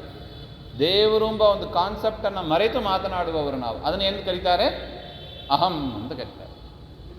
ಪಾಠ ಹೇಳೋದು ಯಾರು? ದೇವರು. ಕೇಳೋದು ಯಾರು? ದೇವರು. ಈ ಎಚ್ಚರ, ಆ ದೇವರು ಮಾಡಿಸ್ತಾನೆ ಎನ್ನುವ ಎಚ್ಚರ ಸದಾ ಇದ್ದರೆ ಸಕ್ಸಸ್, ಇಲ್ಲದಿದ್ದರೆ ಅದನ್ನು ಅಹಂ ಅಂತ ಕರೀತಾರೆ. ಅದನ್ನು ಅಹಂ ಅಂತ ಕರೀತಾರೆ. ಫೇಲಿಯರ್ ಅದು. ಅಹಂ ಬಂದರೆ ಅದು ಫೇಲಿಯರ್. ನಾನು ನನ್ನದು ಎಂಬ ನರಕದೊಳಗೆ ಬಿದ್ದು ನೀನೇ ಗತಿ ಎಂದು ನಂಬಿದ ದಾಸನ ಮೇಲೆ ಇನ್ನು ದಯಬಾರದೆ ಅಂತ ದಾಸರ ಪದ ಇದೆ. ನಾನು ನನ್ನದು ಯಾವುದಕ್ಕೆ ಕಾರಣ? ನರಕಕ್ಕೆ ಕಾರಣ. ನಾನು ನನ್ನದು ಎಂಬ ನರಕದೊಳಗೆ ಬಿದ್ದು ಅಂತ. ಸೊ ಅದರಿಂದ ನಾನು ನನ್ನದು ನೋಡಿ, ಸರಿಯಾಗಿ ನಮಗೆ ಈ ಪ್ರವಚನ ಅರ್ಥ ಆಗಿದ್ದರೆ ಇನ್ನು ಮುಂದೆ ಏನು ಪದ ಬಳಸಬಾರದು? ನಾನು ನನ್ನದು ಬಳಸಬಾರ್ದು, ಇಲ್ಲಾಂದ್ರೆ ಅರ್ಥ ಆಗಿಲ್ಲ ಅಂತ ಅರ್ಥ. ಟೇಕ್ ಅವೇಸ್ ಅಂತ ಹೇಳ್ತಾರೆ ನೋಡಿ. ಇದು ಒಂದು ಮಾಡಬೇಕು. ಯಾಕಂದರೆ ಅವ್ರು ಹೇಳ್ತಾರೆ, ಯಾರು? ಆ ವ್ಯಾಧ ಹೇಳುವ ಮಾತು ನಂದಲ್ಲ ಇದು. ದಾಸರು ಹೇಳ್ತಾರೆ, ವ್ಯಾಧ ಹೇಳ್ತಾರೆ. ಸೊ ಅದರಿಂದ ಅಹಂಭಾವ ಸದಾ ಬ್ರಹ್ಮನ್ ನಬಿಧೇಯೋ ಮುಮುಕ್ಷುಭಿಹಿ. ಇಲ್ಲ ನಾನು ಅಹಂ ಇಟ್ಕೋತೀನಿ ಹಾಗೆಂದರೆ ಅವನೇನು ಆಗೋದಿಲ್ಲ? ಮುಮುಕ್ಷು ಆಗೋದಿಲ್ಲ. ಅಂದರೆ ಮೋಕ್ಷವನ್ನು ಬಯಸುವ ಅಂತ ಆಗೋದಿಲ್ಲ. ಮೋಕ್ಷವನ್ನು ಬಯಸುವವರಿಗೆ ಇದೆಲ್ಲ ಹೇಳಿದ್ದು. ಯಾರಿಗೆ? ಮೋಕ್ಷವನ್ನು ಬಯಸುವವರಿಗೆ. ಯಾರಿಗೆ ಬರ್ನಿಂಗ್ ಡಿಸೈಯರ್, ಪ್ರಜ್ವಲಿತ ಇಚ್ಛೆ ಅಂತ ನಾವೇನು ಹೇಳಿದ್ದೀವಿ, ಅದು ಇರುವವರಿಗೆ ಏನಿರಬಾರ್ದು? ಅಹಂ, ನಾನು ನನ್ನದು ಎನ್ನುವುದು ಇರಬಾರ್ದು. ಮಿಕ್ಕಿದವರಿಗೆ ಇದೆಲ್ಲ ಅಂದರೆ ಅದಕ್ಕೆ ನಾವೇನು ಎಲ್ಲಿ ಹೋಗೋದಿಲ್ಲ, ಮೋಕ್ಷಕ್ಕೇನು ಹೋಗಿಲ್ಲ ನಾವು. ಎಲ್ಲಿ ತನಕ ಕನಕದಾಸರು ಹೇಳ್ತಾರೆ ನೋಡಿ, ನಾನು ಹೋದರೆ ಹೋಗುವೇನು, ಪ್ರಸಿದ್ಧ ಅದು. ಅಲ್ಲಿಗೆ ಅನ್ವಯ ಅದು. ನಾನು ಹೋದರೆ ಹೋಗುವೇನು. ಎಲ್ಲಿ ತನಕ ನಾನು ಅಂತ ಹೇಳ್ತಾ ಇರ್ತೀವಿ, ಅಲ್ಲಿ ತನಕ ಸಂಸಾರನೇ. ಯಾಕೆ? ದೇವರನ್ನು ಮರೀತೀವಿ, ಹಂಗಾಗಬಾರ್ದು ಅಂತ. ಅದರಿಂದ ಆ ಸಂಯಮನ ಹೇಳ್ತಾನೆ, ಅಹಂಭಾವ ಸದಾ ಬ್ರಹ್ಮನ್. ಇದು ಅಹಂ. ನೀ ಏನು ಹೇಳಿದಿ? ಜೀವಹಿಂಸೆ ಮಾಡಬೇಡ ಅಂತ ಹೇಳಿದಿ. ಅಂದರೆ ನಿನ್ನ ದೃಷ್ಟಿಯಿಂದ ಕರ್ಮವನ್ನು ಮಾಡಿದ್ದು ಯಾರು ಅಂತ ಆಯಿತು? ಜೀವ ಮಾಡ್ತಾನೆ ಅಂತ ಆಯಿತು. ನೀ ಯಾರನ್ನ ಕಂಡಿಲ್ಲ, ನನ್ನ ಕರ್ಮದಲ್ಲಿ ದೇವರನ್ನು ಕಂಡು. ಎಷ್ಟು ಸ್ವಾರಸ್ಯ ಇದೆ ನೋಡಿ ಈ ಮಾತು. ನಾವು ಮಾತ್ರ ಚಿಂತನೆ ಮಾಡೋದಲ್ಲ, ಇನ್ನೊಬ್ಬರು ಮಾಡುವ ಕರ್ಮದಲ್ಲೂ ಕೂಡ ಏನು ಚಿಂತನೆ ಮಾಡಬೇಕು? ದೇವರೇ ಮಾಡ್ತಾನೆ ಅಂತ ಚಿಂತನೆ ಇರಬೇಕು. ನಿನ್ನೆ ಬ್ರಹ್ಮದೇವರ ಮಾತು ಅಂತ ಒಂದು ನೋಡಿದ್ದೀವಿ. ಭೂತೇಷು ಭೂತೇಷು ವಿಚಿಂತ್ಯ ಧೀರಾಹ ಪ್ರೇತ್ಯಾಸ್ಮ ಲೋಕಾತ್ ಅಮೃತಾ ಭವಂತಿ. ಪ್ರತಿಯೊಂದು ಜೀವರಲ್ಲೂ ಕೂಡ ದೇವರನ್ನು ಕಾಣಿ. ಹಂಗಂದರೆ ಏನರ್ಥ? ಒಂದೊಂದು ಜೀವರಾಶಿಗಳು ಅನೇಕ ಕರ್ಮಗಳನ್ನು ಮಾಡ್ತಾನೇ ಇರ್ತಾರೆ. ಒಂದು ಪಕ್ಷಿ ಹಾರಿ ಹೋಯಿತು, ಪರಮಾತ್ಮ ಹಾರಿಸ್ತಾ ಇದ್ದಾನೆ ಅಂತ ಪಕ್ಷಿ ಹಾರಿದಾಗ ಯಾರು ನೆನಪಾಗಬೇಕು? ಪರಮಾತ್ಮನ ನೆನಪಾಗಬೇಕು. ನಮಗೆ ಪ್ರಕೃತಿ ಸೌಂದರ್ಯ, ಆಹಾ ಎಂಥ ಪಕ್ಷಿ ರೀ, ಅದನ್ನೇ ನೋಡಿದಾಗ ಗೊತ್ತಿದ್ದೀವಿ. ದೇವರ ಸ್ಮರಣೆ ಹೋಯಿತು, ಸಂಸಾರ ಬಂತು. ಅಡುಗೆ ಚೆನ್ನಾಗಿತ್ತು, ಆ ರುಚಿ ಕೊಟ್ಟದ್ದು ಯಾರು? ದೇವರ ಸ್ಮರಣೆ ಬಂತ? ಆತ್ಮಾವಲೋಕನ ಮಾಡ್ಕೋಬೇಕು ನಾವೇ. ನೀರು ರುಚಿಯಾಗಿದೆ, ನೀರು ಕುಡಿದಾಗ ಬಾಯಾರಿಕೆ ಹೋಯಿತು, ಕೊಟ್ಟದ್ದು ಯಾರು? ರಸೋಹಮಪ್ಸು ಕೌಂತೆಯ. ಬಾಯಿ ಬಿಟ್ಟು ಹೇಳ್ಕೊತಾನೆ ದೇವರು ಏನಂತ? ನೀರಿನಲ್ಲಿ ನಾನು ರಸ ಎನ್ನುವ ರೂಪದಿಂದ ಇದ್ದೇನೆ, ಆ ರುಚಿ ಕೊಟ್ಟದ್ದು ನಾನು. ರಸೋಹಮಪ್ಸು ಕೌಂತೆಯ ಭಗವದ್ಗೀತೆಯಲ್ಲಿ ಬರ್ತದೆ. ಆದರೆ ನೀರು ಕುಡಿಯುವಾಗ ದೇವರ ಸ್ಮರಣೆ ಬಂತ? ಬೆಳಿಗ್ಗೆ ಹೇಳುವಾಗ ಸ್ನಾನದಲ್ಲಿ ಹೇಳ್ತೀವಿ ನೋಡಿ,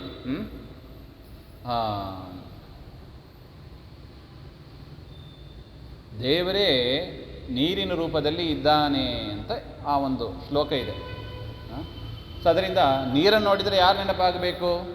ದೇವರನ್ನು ನೆನಪಾಗಬೇಕು. ಬ್ರಹ್ಮದೇವರು ಅದನ್ನೇ ಹೇಳಿದರು, ಭೂತೇಷು ಭೂತೇಷು ವಿಚಿಂತ್ಯ ಧೀರಾಹ. ಪ್ರತಿಯೊಂದು ಜೀವರಲ್ಲೂ, ಅಂದರೆ ಆ ಜೀವರು ಮಾಡುವ ಒಂದು ಕರ್ಮ, ಅದು ಯಾರು ಮಾಡಿಸೋದು? ದೇವರೇ ಮಾಡಿಸೋದು. ಅದು ನಮಗೆ ಎಚ್ಚರ ಇರಬೇಕು ಅಂತ ಹೇಳ್ತಾ ಇದ್ದಾರೆ. ಇಲ್ಲದಿದ್ದರೆ ಅಹಂ ಬಂದ್ಬಿಡುತ್ತದೆ. ಅದನ್ನು ಹೇಳ್ತೇನೆ, ಆ ವ್ಯಾಧ, ನೀನು ಪ್ರಾಣಿ ಹಿಂಸೆ ಮಾಡ್ತೇನೆ ಅಂತ ನನಗೆ ಹೇಳ್ತಾ ಇದೆಯಲ್ಲ, ನೀನು ನಾನು ಮಾಡಿದ ಕರ್ಮದಲ್ಲಿ ಯಾರನ್ನು ಕಂಡಿಲ್ಲ? ದೇವರನ್ನು ಕಂಡಿಲ್ಲ ನೀನು. ಅದರಿಂದ ನಿನಗೇನಿದೆ? ಅಹಂ ಇದೆ. ಈಗ ಅಹಂ ಇದೆ ಅಂತ ಹೇಳಿದ್ರೆ ನಮ್ಮ ಮೇಲೆ ಸಿಟ್ಟಿಗೆ ಬಂದುಬಿಡ್ತಾರೆ. ಮಾತಾಡೋದಕ್ಕೂ ಆಗಿದೆ. ಅಹಂಕಾರ ಪಡಬೇಕು. ಏನು ರೀ ಅಹಂಕಾರನೇನ್ರಿ ಇದು? ಹಾಗೆಂದ್ರೆ ಸಿಟ್ಟಿಗೆ ಬಂದುಬಿಡ್ತಾರೆ. ಹಂಗಾಗಬಾರ್ದು. ಅಹಂಭಾವ ಸದಾ ಬ್ರಹ್ಮನ್ ನ ವಿಧೇಯೋ. ಅದಕ್ಕೆ ಹೇಳಿದ್ದು. ಎಷ್ಟು ಚೆನ್ನಾಗಿ ಪದ ಹಾಕಿದ್ದಾರೆ ನೋಡಿ, ಮುಮುಕ್ಷುಭಿಹಿ. ಯಾರಿಗೆ ಹೇಳೋದು ಈ ವಿಚಾರ ಎಲ್ಲ? ಬೇರೆಯವರಿಗೆ ಹೇಳಿದರೆ ಜಗಳಕ್ಕೆ ಬರೋರು. ಆದರೆ ಯಾರು ಮೋಕ್ಷವನ್ನು ಬಯಸ್ತಾರೆ ಅವರಿಗೆ ಈ ನುಡಿಯಲ್ಲ, ಅವರಿಗೆ ಇದು ಅರ್ಥ ಆಗ್ತದೆ, ಅವರು ಇದನ್ನು ಡೈಜೆಸ್ಟ್ ಮಾಡ್ಕೋತಾರೆ, ಅರಗಿಸಿಕೊಳ್ತಾರೆ. ಬೇರೆಯವರಿಗೆ ಇದು ತಲೆಗೆ ಹೋಗಲ್ಲ. ಇದು ಯಾತ್ರಾ ಪ್ರಾಣರತಂ ಸರ್ವಂ ಜಗದೇದ ವಿಚೇಷ್ಟಿತಂ. ಎಲ್ಲವನ್ನು ಕೂಡ ಮಾಡೋದು ಯಾರು? ಪ್ರಾಣ, ಜಗತ್ ಪ್ರಾಣ, ಮುಖ್ಯ ಪ್ರಾಣ. ಅರ್ಥಾತ್ ಆ ಪ್ರಾಣನಿಗೂ ಪ್ರಾಣನಾದ ಪರಮಾತ್ಮ, ಅವನೇ ಎಲ್ಲ ಕೆಲಸವನ್ನು ಮಾಡೋದು ಅಂತ ಹೇಳ್ತಾರೆ. ತತ್ರ ಅಹಮಿತಿ ಯಶಬ್ದ ಸಸಾಧುತ್ವಂ ನ ಗಚ್ಚತಿ. ಎಷ್ಟು ಕ್ರಿಟಿಸೈಸ್ ಮಾಡ್ತಾರೆ ನೋಡಿ. ನೀನು ಈ ಅಹಂ ಇದಲ್ಲ, ಆ ಶಬ್ದನೇ ಕೆಟ್ಟ ಶಬ್ದ ಅಂತಾರೆ. ಯದ್ಯಪಿ ಶಬ್ದ ಕೆಟ್ಟದಲ್ಲ, ಎಲ್ಲ ಶಬ್ದಗಳು ಒಳ್ಳೆಯದು, ಆಚಾರ ನಿರ್ಣಯ ಇದು. ಯಾವ ಶಬ್ದವೂ ಕೂಡ ಶಬ್ದದಲ್ಲಿ ದೋಷವೇ ಇಲ್ಲ. ಶಬ್ದದಲ್ಲಿ ವಾಕ್ಯದಲ್ಲಿ ದೋಷ ಬಂತಂದರೆ ಅದು ಯಾರು ದೋಷ? ಪ್ರಯೋಗ ಮಾಡಿದವರ ದೋಷ ಅದು. ಪ್ರಯೋಗ ಮಾಡಿದವರಲ್ಲಿ ಇದ್ದ ಅಜ್ಞಾನ ಅವರು ರಚನೆ ಮಾಡಿದ ವಾಕ್ಯದಲ್ಲಿ ಕಾಣ್ತಾ ಇದೆಯೇ ಹೊರತು ಶಬ್ದದಲ್ಲಿ ವಾಸ್ತವಿಕವಾಗಿ ಬೈ ನೇಚರ್ ಶಬ್ದದಲ್ಲಿ ಏನಿಲ್ಲ, ದೋಷ ಇಲ್ಲ. ವಿಚಾರ ಮಾಡಿ, ಶಬ್ದದಲ್ಲಿ ದೋಷ ಇದೆಯೋ? ಜಯತೀರ್ಥರು ಇನ್ನು ಇದನ್ನು ವಿವರಣೆ ಮಾಡಿ ಬರೀತಾರೆ ಅವರು. ದೋಷ ಇರೋದು ಎಲ್ಲಿ? ಈಗ ನಾನು ಹೇಳ್ತೀನಿ, ಹೊರಗಡೆ 5 ಮಾವಿನ ಹಣ್ಣು ಇದೆ ಹಾಗೆ ಅಂತ ಹೇಳ್ತೀನಿ. ಜನ ಹೋಗಿ ನೋಡ್ತಾರೆ, ಮಾವಿನ ಹಣ್ಣು ಇತ್ತಾ? ಇಲ್ಲ, ಮಾವಿನ ಹಣ್ಣು ಇಲ್ಲ. ಈಗ ಏನು ತಿಳಿತಾರೆ? ನೀವು ಹೇಳಿದ ವಾಕ್ಯ ದೋಷ ಇದೆ. ದೋಷ ಇದ್ದದ್ದು ಎಲ್ಲಿ? ನಾನು ಹೇಳಿದ ಶಬ್ದಗಳೆಲ್ಲ ಹೊರಗೆ 5 ಮಾವಿನ ಹಣ್ಣು ಇದೆ, ಅದರಲ್ಲಿ ದೋಷನೋ ಅಥವಾ ಮೋಸ ಮಾಡಬೇಕು ಅಂತ ನಾನು ಹೇಳಿದ್ರಿಂದ ನನ್ನಲ್ಲಿದ್ದ ದೋಷನೋ ಅದು? ನನ್ನಲ್ಲಿದ್ದ ದೋಷವೇ ಹೊರತು ಶಬ್ದ ಜಡ ಅದು, ಅದರಲ್ಲಿ ಏನು ದೋಷ ಕಂಡ್ರಿ ನೀವು? ಶಬ್ದದಲ್ಲಿ ದೋಷ ಇಲ್ಲ ಅಂತ. ಆದರೆ ಇಲ್ಲಿ ಹೇಳ್ತಾರೆ ನೋಡಿ, ತತ್ರ ಅಹಮಿತಿ ಯಹ ಶಬ್ದ ಸಹ ಸಾಧುತ್ವಂ ನ ಗಚ್ಚತಿ. ಮೋಕ್ಷವನ್ನು ಬಯಸುವವರಿಗೆ ಅಹಂ ಎನ್ನುವ ಶಬ್ದವನ್ನು ಬಳಸಬಾರದು. ಏನು ಬಳಸಬೇಕು? ವಯಂ ಅಂತ ಬೇಕಾದ್ರೆ ಚೇಂಜ್ ಮಾಡ್ಕೊಳ್ಳಿ. ಅಂದರೆ ನಾನು ಅಂತ ಬಳಸಬೇಡಿ, ನಾವು ಅಂತ ಬಹುವಚನ ಪ್ರಯೋಗ ಮಾಡಿ. ಏನು ಪ್ರಯೋಗ ಮಾಡಬೇಕು? ನಾನು ಕಟ್ ಮಾಡಿ ನಾವು ನೋಡಿ, ಅದು ಇತ್ಯಾಕರ್ಣ್ಯಸ ವಿಪ್ರೇಂದ್ರ ದ್ವಿಜೋ ಸಂಯಮನಸ್ತದ ವಿಸ್ಮಯೇನ ಅಬ್ರವೀತ್ ವಾಕ್ಯಂ ಲುಬ್ಧಂ ನಿಷ್ಠುರಕಂ ದ್ವಿಜ ಕಿಮೇತದುಚ್ಯತೆ ಭದ್ರ ಪ್ರತ್ಯಕ್ಷಂ ಹೇತುಮಧ್ವಜ. ಏನಪ್ಪ ಮಾತಾಡ್ತೀಯ ನೀನು? ಜೀವಹಿಂಸೆ ಮಾಡ್ತಾ ಇದೆಯಾ? ಮಾಡಬೇಡ ಅಂತ ಹೇಳಿದರೆ ದೊಡ್ಡ ದೊಡ್ಡ ಮಾತನ್ನು ಆಡ್ತೀಯ ನೀನು, ಅಹಂಕಾರ ಅದು ಇದು ಅಂತ. ನನಗೆ ನೀನು ಹೇಳುವ ಮಾತು ಅರ್ಥ ಆಗಿಲ್ಲ, ನನಗೆ ಪ್ರತ್ಯಕ್ಷವಾಗಿ ತೋರಿಸು ಹಾಗೆ ಅಂತ ಕೇಳ್ತಾನೆ. ಯಾರು? ಸಂಯಮನ. ಆಗ ಒಂದು ಎಕ್ಸ್ಪೆರಿಮೆಂಟ್ ಮಾಡ್ತಾನೆ. ಯಾರು? ವ್ಯಾದ. ಏನು ಮಾಡ್ತಾನೆ? ಒಂದು ಲೋಹದ ಬಲೆ ನಿರ್ಮಾಣ ಮಾಡ್ತಾನೆ. ಅಂದರೆ ನೆಟ್, ಸ್ಟೀಲ್ ನೆಟ್. ಸಾಮಾನ್ಯ ನೆಟ್ ಬಳೆ ಯಾವುದರಿಂದ ಮಾಡ್ತಾರೆ? ರಬ್ಬರ್ ಗಿಬ್ಬರ್ ಯಾವುದೋ, ಅದು ಬೇಗ ಕತ್ತರಿಸಿ ಹೋಗ್ತದೆ ಅದು. ಆ ರೀತಿಯಾಗಿಲ್ಲ, ಒಂದು ಲೋಹದಿಂದ, ಒಂದು ಮೆಟಲಿಂದ ಒಂದು ಬಲೆಯನ್ನು ನಿರ್ಮಾಣ ಮಾಡ್ತಾನೆ.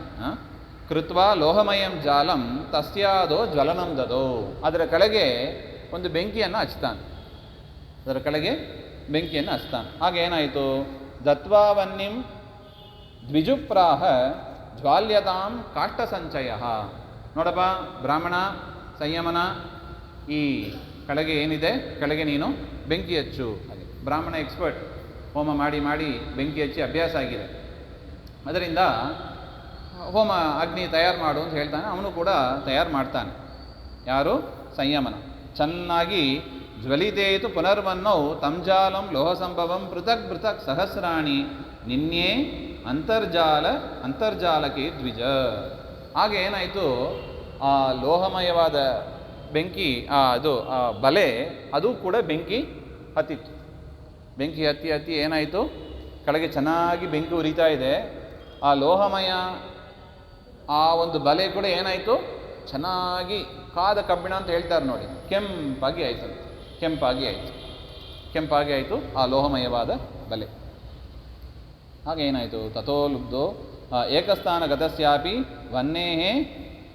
ವನ್ನೇರಾಯ ಸ ಜಾಲಕೈಃ ತಥೋ ಲುಬ್ಧೋ ಅಬ್ರವೀದ್ ವಿಪ್ರಂ ಏಕಾಂ ಜ್ವಾಲಂ ಮಹಾಮನೆ ಗೃಹಾಣಯೇನ ಶೇಷಾನಾಂ ಕಾರಯಿಷ್ಯಾಮಿ ಇಹ ನಾಶನಂ.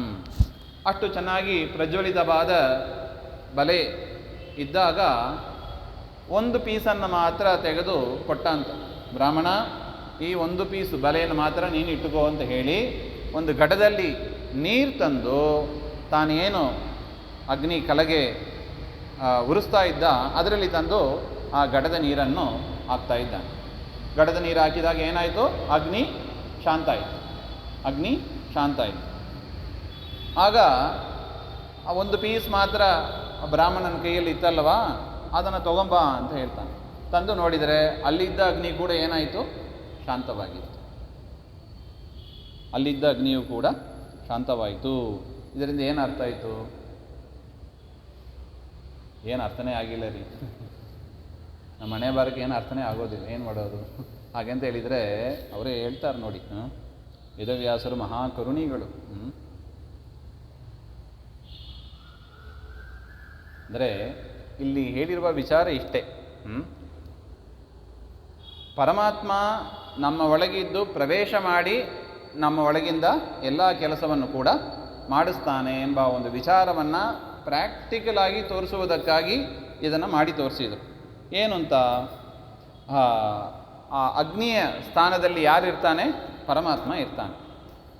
ಹೇಗೆ ಅಗ್ನಿ ಬಂದಾಗ ಎಲ್ಲ ಕಡೆ ಅಗ್ನಿ ಹರಡಿತ್ತು, ಅಗ್ನಿ ಶಾಂತ ಆದಾಗ ಎಲ್ಲ ಕಡೆ ಅಗ್ನಿ ಶಾಂತವಾಯಿತು. ಅದೇ ರೀತಿಯಾಗಿ ಪರಮಾತ್ಮ ನಮ್ಮ ಒಳಗೂ ಇಂದ್ರಿಯ ಒಳಗೂ ಕೂಡ ಪ್ರವೇಶ ಮಾಡಿ ಎಲ್ಲವನ್ನು ಪ್ರಜ್ವಲಗೊಳಿಸ್ತಾ ಇದ್ದಾನೆ. ಅಂದರೆ ಎಲ್ಲ ಕರ್ಮಗಳು ನಡೆಯುವಂತೆ ಮಾಡ್ತಾನೆ. ಪರಮಾತ್ಮ ತಾನು ಮಾಡಬಾರದು, ಅಗ್ನಿ ಶಾಂತ ಆಗಬೇಕು ಹಾಗೆ ಅಂತ ಇಚ್ಛೆ ಪಟ್ಟರೆ ಯಾವ ಕೆಲಸವೂ ಕೂಡ ನಡೆಯೋದಿಲ್ಲ. ಇದು ಪ್ರಾಕ್ಟಿಕಲ್ ಆಗಿ ತೋರಿದ ಒಂದು ವಿಚಾರ. ಇದನ್ನು ನಾವು ಮನೆಯಲ್ಲೂ ಕೂಡ ನೋಡ್ಬೋದು. ಇಜ್ಜಲು ಅಥವಾ ಕಟ್ಟಿಗೆ ಒಲೆ ಮಾಡಿದರೆ ಏನಾಗ್ತದೆ? ಚೆನ್ನಾಗಿ ಕಟ್ಟಿಗೆಗಳನ್ನೆಲ್ಲ ಸೇರಿಸಿದರೆ ಅನ್ನ ಚೆನ್ನಾಗಿ ಬೇಯ್ತದೆ. ಅಗ್ನಿಯನ್ನು ತೆಗೆದಾಗ, ಕಟ್ಟಿಗೆಗಳನ್ನು ತೆಗೆದು ಬಿಟ್ಟಾಗ ಅಗ್ನಿ ಕಡಿಮೆ ಆಗ್ತದೆ, ದಾಹ ಕಡಿಮೆ ಆಗ್ತದೆ, ಶಾಖೆ ಕಡಿಮೆ ಆಗ್ತದೆ, ಅನ್ನ ಬೇಯೋದಿಲ್ಲ. ಹೇಗೆ ಅಗ್ನಿ ಒಳಗಿದ್ದು ಪರಮಾತ್ಮ ಎಲ್ಲ ಅನ್ನವನ್ನು ಬೇಯಿಸ್ತಾನೋ ಅದೇ ರೀತಿಯಾಗಿಯೇ ಜೀವನ ಒಳಗಿದ್ದು ಕೂಡ, ಇಂದ್ರಿಯಗಳ ಒಳಗಿದ್ದು ಕೂಡ ಪರಮಾತ್ಮ ಇದ್ದು ಎಲ್ಲ ಕೆಲಸಗಳನ್ನು ಮಾಡುತ್ತಾನೆ. ಯಾವಾಗ ಪರಮಾತ್ಮ ಮಾಡೋದಿಲ್ಲವೋ ಆಗ ನಮ್ಮಿಂದ ಕೆಲಸ ಮಾಡಲಿಕ್ಕಾಗೋದಿಲ್ಲ. ಆ ಲೋಹದ ಬಲೆಯೂ ಕೂಡ ಶಾಂತವಾಗ್ತದೆ. ಒಂದು ಶಾಂತ ಆದರೆ, ಅಂದರೆ ಮೂಲದಲ್ಲಿ ಇದ್ದ ಅಗ್ನಿ ಶಾಂತ ಆದರೆ ಎಲ್ಲ ಅಗ್ನಿಯೂ ಕೂಡ ಶಾಂತ ಆಗ್ತದೆ ನೋಡಿ. ಮೊದಲು ಬಲೆ ಹೇಗಿತ್ತು? ಎಲ್ಲ ಕಡೆ ಅಗ್ನಿ ಹರಡಿದಂಗೆ ಹರಡಿತ್ತು. ಆದರೆ ಮೂಲದಲ್ಲಿ ಇದ್ದ, ಕೆಳಗಡೆ ಇದ್ದ, ಆ ಬಲೆಯ ಕೆಳಗಡೆ ಇದ್ದ ಅಗ್ನಿ ಶಾಂತ ಮಾಡಿದಾಗ ಎಲ್ಲ ಕಡೆ ಇದ್ದ ಅಗ್ನಿಯು ಶಾಂತ ಆಯಿತು. ಅದೇ ರೀತಿಯಾಗಿ ಮೂಲ ತತ್ವ ಯಾರು? ಅದು ಪರಮಾತ್ಮ. ಮೂಲದಲ್ಲಿ ಇದ್ದ ಅಗ್ನಿ ಇದ್ದಾಗೆ ಮೂಲ ತತ್ವ ಪರಮಾತ್ಮ. ಅವನಿದ್ದಾಗ ಎಲ್ಲ ಕೆಲಸವೂ ನಡೀತದೆ, ಅವನಿಲ್ಲದಿದ್ದರೆ ಯಾವ ಕೆಲಸವೂ ನಡೆಯೋದಿಲ್ಲ ಅಂತ ಇಷ್ಟು ಒಂದು ವಿಚಾರವನ್ನು ಹೇಳಿದಾಗ ಆ ಬ್ರಾಹ್ಮಣನಿಗೆ ಸಂತೋಷ ಆಯಿತಂತೆ. ಸಂತೋಷವಾಗಿ ತಾನು ಮನೆಗೆ ಹೋದ. ಈ ರೀತಿಯಾಗಿ ಇದನ್ನು ಯಾತಕ್ಕೆ ಹೇಳಕ್ಕೆ ಬಂದರು? ಪರಮಾತ್ಮನೇ ನಮ್ಮ ಒಳಗಿದ್ದು ಎಲ್ಲವನ್ನು ಮಾಡಿಸೋದು. ನಾವು ಎಂಥವರು? ಆ ಬಲೆ ಇದ್ದಾಗೆ, ಕಬ್ಬಿಣದ ಬಲೆ ಇದ್ದಾಗೆ, ಪ್ರಕಾಶ ವಿಕಾಶ ಏನಿಲ್ಲ. ಸೊ ನಮ್ಮ ಒಳಗೆ ಏನಾರು ಒಂದು ಕರ್ತೃತ್ವ ಬಂತು ಹಾಗೆ ಅಂದರೆ ಅದು ಆ ಕೆಳಗಿನ ಅಗ್ನಿ ಇದ್ದಾಗೆ. ಪರಮಾತ್ಮ ಅಗ್ನಿ ರೂಪದಲ್ಲಿ ಇದ್ದು ಹೇಗೆ ಅಗ್ನಿಯನ್ನು ಕೊಡ್ತಾನೋ ಅದೇ ರೀತಿಯಾಗಿ ನಮ್ಮೊಳಗಿದ್ದು ಎಲ್ಲ ಕೆಲಸಗಳನ್ನು ಮಾಡ್ತಾನೆ. ಈ ರೀತಿಯಾಗಿ ಅವರು ಹೇಳಿದರು ಅಂತ.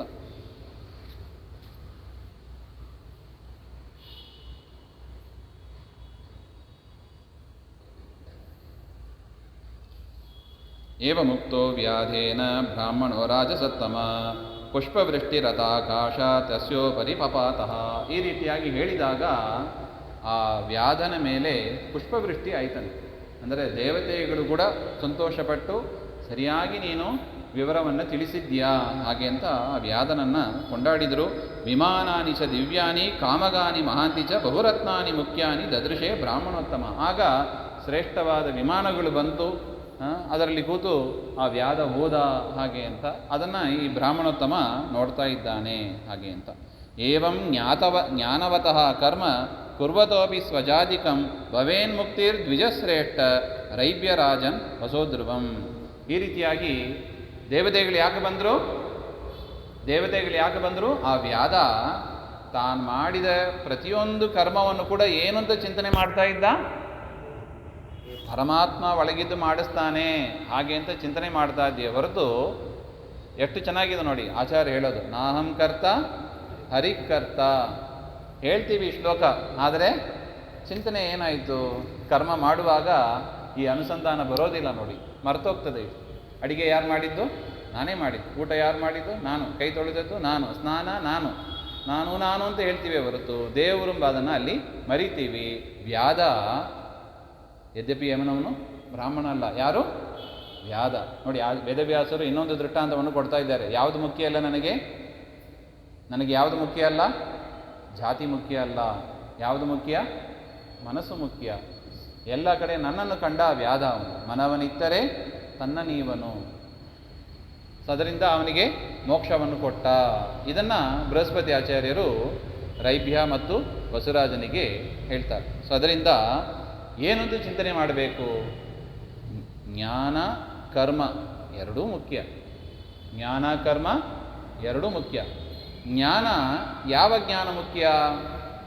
ನಾಹಂ ಕರ್ತ ಹರಿಕರ್ತ ಎನ್ನುವ ಜ್ಞಾನ ಮುಖ್ಯ. ನಾಹಂ ಕರ್ತ ಹರಿಕರ್ತ. ಕರ್ಮವನ್ನು ಕೂಡ ನಾವು ಮಾಡಲೇಬೇಕು, ವಿಹಿತ ಕರ್ಮವನ್ನು ಮಾಡಲೇಬೇಕು. ಬ್ರಾಹ್ಮಣನಿಗೆ ವಿಹಿತ ಕರ್ಮ ಅಂದರೆ ಯಾವುದು? 6 ಷಟ್ಕರ್ಮ ಹೇಳ್ತಾರೆ. ಅಧ್ಯಯನ, ಅಧ್ಯಾಪನ, ಯಜನ, ಯಾಜನ, ದಾನ, ಪರಿಗ್ರಹ. ಅಂದರೆ ಅಧ್ಯಯನ, ಪರಮಾತ್ಮನ ಕಥೆಗಳನ್ನು ಗುರು ಮುಖಾಂತರ ಅಧ್ಯಯನ ಮಾಡೋದು. ಅಧ್ಯಾಪನ ಅಂದರೆ ಇನ್ನೊಬ್ಬರಿಗೆ ಹೇಳಬೇಕು. ಎಲ್ಲರೂ ಏನಾಗಬೇಕು? ಮಾಸ್ಟರ್ಸ್ ಆಗಬೇಕು, ಟೀಚರ್ಸ್ ಆಗಬೇಕು. ವಿವಿಧ ವೃತ್ತಿ ಅದು.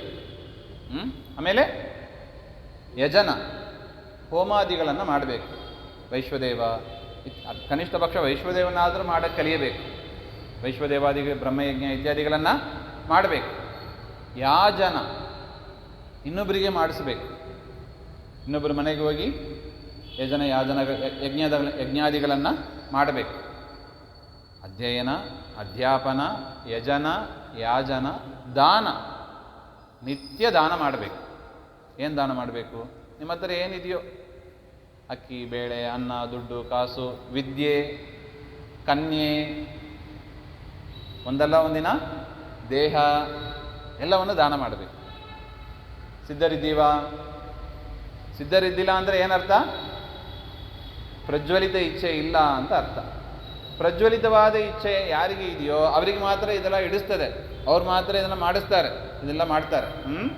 ಇಲ್ಲದಿದ್ದರೆ ಬರೀ ಡಿಸೈರ್ ಅಷ್ಟೇ. ಅದು ಉಪಯೋಗ ಇದೆಯೋ ಇಲ್ವೋ ನಿಮಗೆ ಬಿಟ್ಟದ್ದು ಅದು.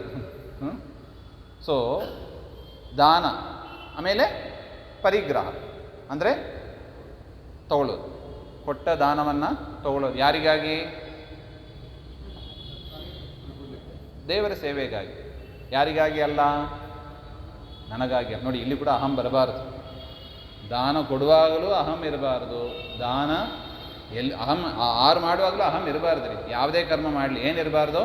ಅಹಂ ಇರಬಾರ್ದು. ಎಲ್ಲ ಯಾರಿಗೆ? ದೇವರಿಗೆ. ಪರಿ ಪರಿ ಕೆಲಸವು ನಿನ್ನ ಮಹಾಪೂಜೆ, ನಿರುತ ಎನಗೆ ಕೊಡೋ ಪಾಂಡುರಂಗ ಅಂತ ದಾಸರು ಇದನ್ನು ಹೇಳಿದ್ದು. ಅದರಿಂದ ವಿಹಿತ ಕರ್ಮಗಳನ್ನು ನಾವು ಮಾಡಬೇಕು. ಮಾಡುವಾಗ ಯಾವ ಜ್ಞಾನ ಇರಬೇಕು? ನಾಹಂ ಕರ್ತ ಹರಿಕರ್ತ ಎನ್ನುವ ಜ್ಞಾನ ಅದು ಪ್ರಜ್ವಲಿಸ್ತಾ ಇರಬೇಕು. ಆ ಜ್ಞಾನ ಬಿಡಲೇಬಾರದು ನಾವು. ಅದು ಬಿಟ್ಟರೆ ಏನು ಬರ್ತದೆ? ಅಹಂ ಬಂದ್ಬಿಡುತ್ತೆ. ದೇವರನ್ನು ನೆನಪಿಸಿಕೊಂಡ್ರೆ ಅಹಂ ಬರೋದಿಲ್ಲ. ದೇವರನ್ನು ಮರೆತರೆ ಫಸ್ಟ್ ಬರೋದು ಯಾರು? ಕಲಿ. ಈ ಅಹಂಬಾದು ಯಾವುದರ ರೂಪ? ಅಜ್ಞಾನದ ರೂಪ ಅಂತಾರೆ. ಯಾಕೆ? ದೇವರು ಮಾಡಿದ್ದನ್ನು ನಾನು ಮಾಡೋದು ಅಂತ ತಿಳಿಯೋದು ಅದು ಜ್ಞಾನವೋ ಅಜ್ಞಾನವೋ? ಅಜ್ಞಾನ. ಅಜ್ಞಾನ. ಅವರ ತಂದೆ ತಾಯಿ ಯಾರು ಅಂದರೆ ಅಜ್ಞಾನ ಯಾರ ಕೂಸು? ಕಲಿ ಅಲಕ್ಷ್ಮಿ. ಕಲಿ ಅಲಕ್ಷ್ಮಿ. ಕಲಿಯೇ ಒಂದು ರೂಪದಿಂದ ಅಜ್ಞಾನ ಮತ್ತು ಮಿಥ್ಯಾಜ್ಞಾನ ರೂಪದಲ್ಲಿ ಇದ್ದಾನೆ ಅಂತ ಆಚಾರ್ಯರು ಹೇಳ್ತಾರೆ. ಆಚಾರ್ಯರ ಮಾತು ಇದು, ನನ್ನನ್ನು ಬೈಬೇಡಿ. ಸೊ ನಮ್ಮಲ್ಲಿ ಅಜ್ಞಾನ ಇದೆಯೋ ಅಲ್ಲವೋ?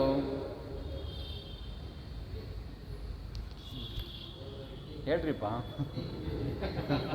ಅದಕ್ಕೂ ಯಾಕೆ ಸಂಕೋಚ? ಜ್ಞಾನ ಇದೆ. ಅಜ್ಞಾನ ಇದ್ದಾರೆ ಅಂದರೆ ಯಾರಿಗೆ ಜಾಗ ಕೊಟ್ಟಿದ್ದೀವಿ ನಾವು? ಕಲಿಗೆ. ಆ ಅಜ್ಞಾನ ಮಿಥ್ಯಾಜ್ಞಾನವನ್ನು ಆಯಿತು, ಬಂದಾಯಿತು, ಇನ್ನೇನು ಮಾಡೋಕ್ಕಾಗಲ್ಲ. ಮನೆಯಲ್ಲಿ ಕಸ ಸೇರ್ತದೆ. ಸೊ ಅದು ನ್ಯಾಚುರಲ್. ಅದು ಕಲಿಯುಗದ ಜನರಲ್ಲಿ ಕಲಿ ಸೇರೋದು ನ್ಯಾಚುರಲ್. ಅದು ಯುಗ ಧರ್ಮ ಅಂತ ಇಟ್ಟುಕೊಳ್ಳೋಣ. ಆದರೆ ಏನು ಮಾಡಬೇಕು? ಮನೆ ಕಸ ಬಂತು ಬಾಪ ಅಂತ ಮನೆ ಕಸಕ್ಕೆ ಪೂಜೆ ಮಾಡ್ತಾರಾ? ಏನು ಮಾಡ್ತಾರೆ? ಗುಡಿಸ್ತಾರೆ. ಎಷ್ಟೊತ್ತು ಗುಡಿಸ್ತಾರೆ? 2 ಹೊತ್ತು, ಬೆಳಿಗ್ಗೆ ಸಾಯಂಕಾಲ. ಕೆಲವರು 3 ಹೊತ್ತು ಮಾಡೋರು ಉಂಟೋ ಏನೋ ಗೊತ್ತಿಲ್ಲ.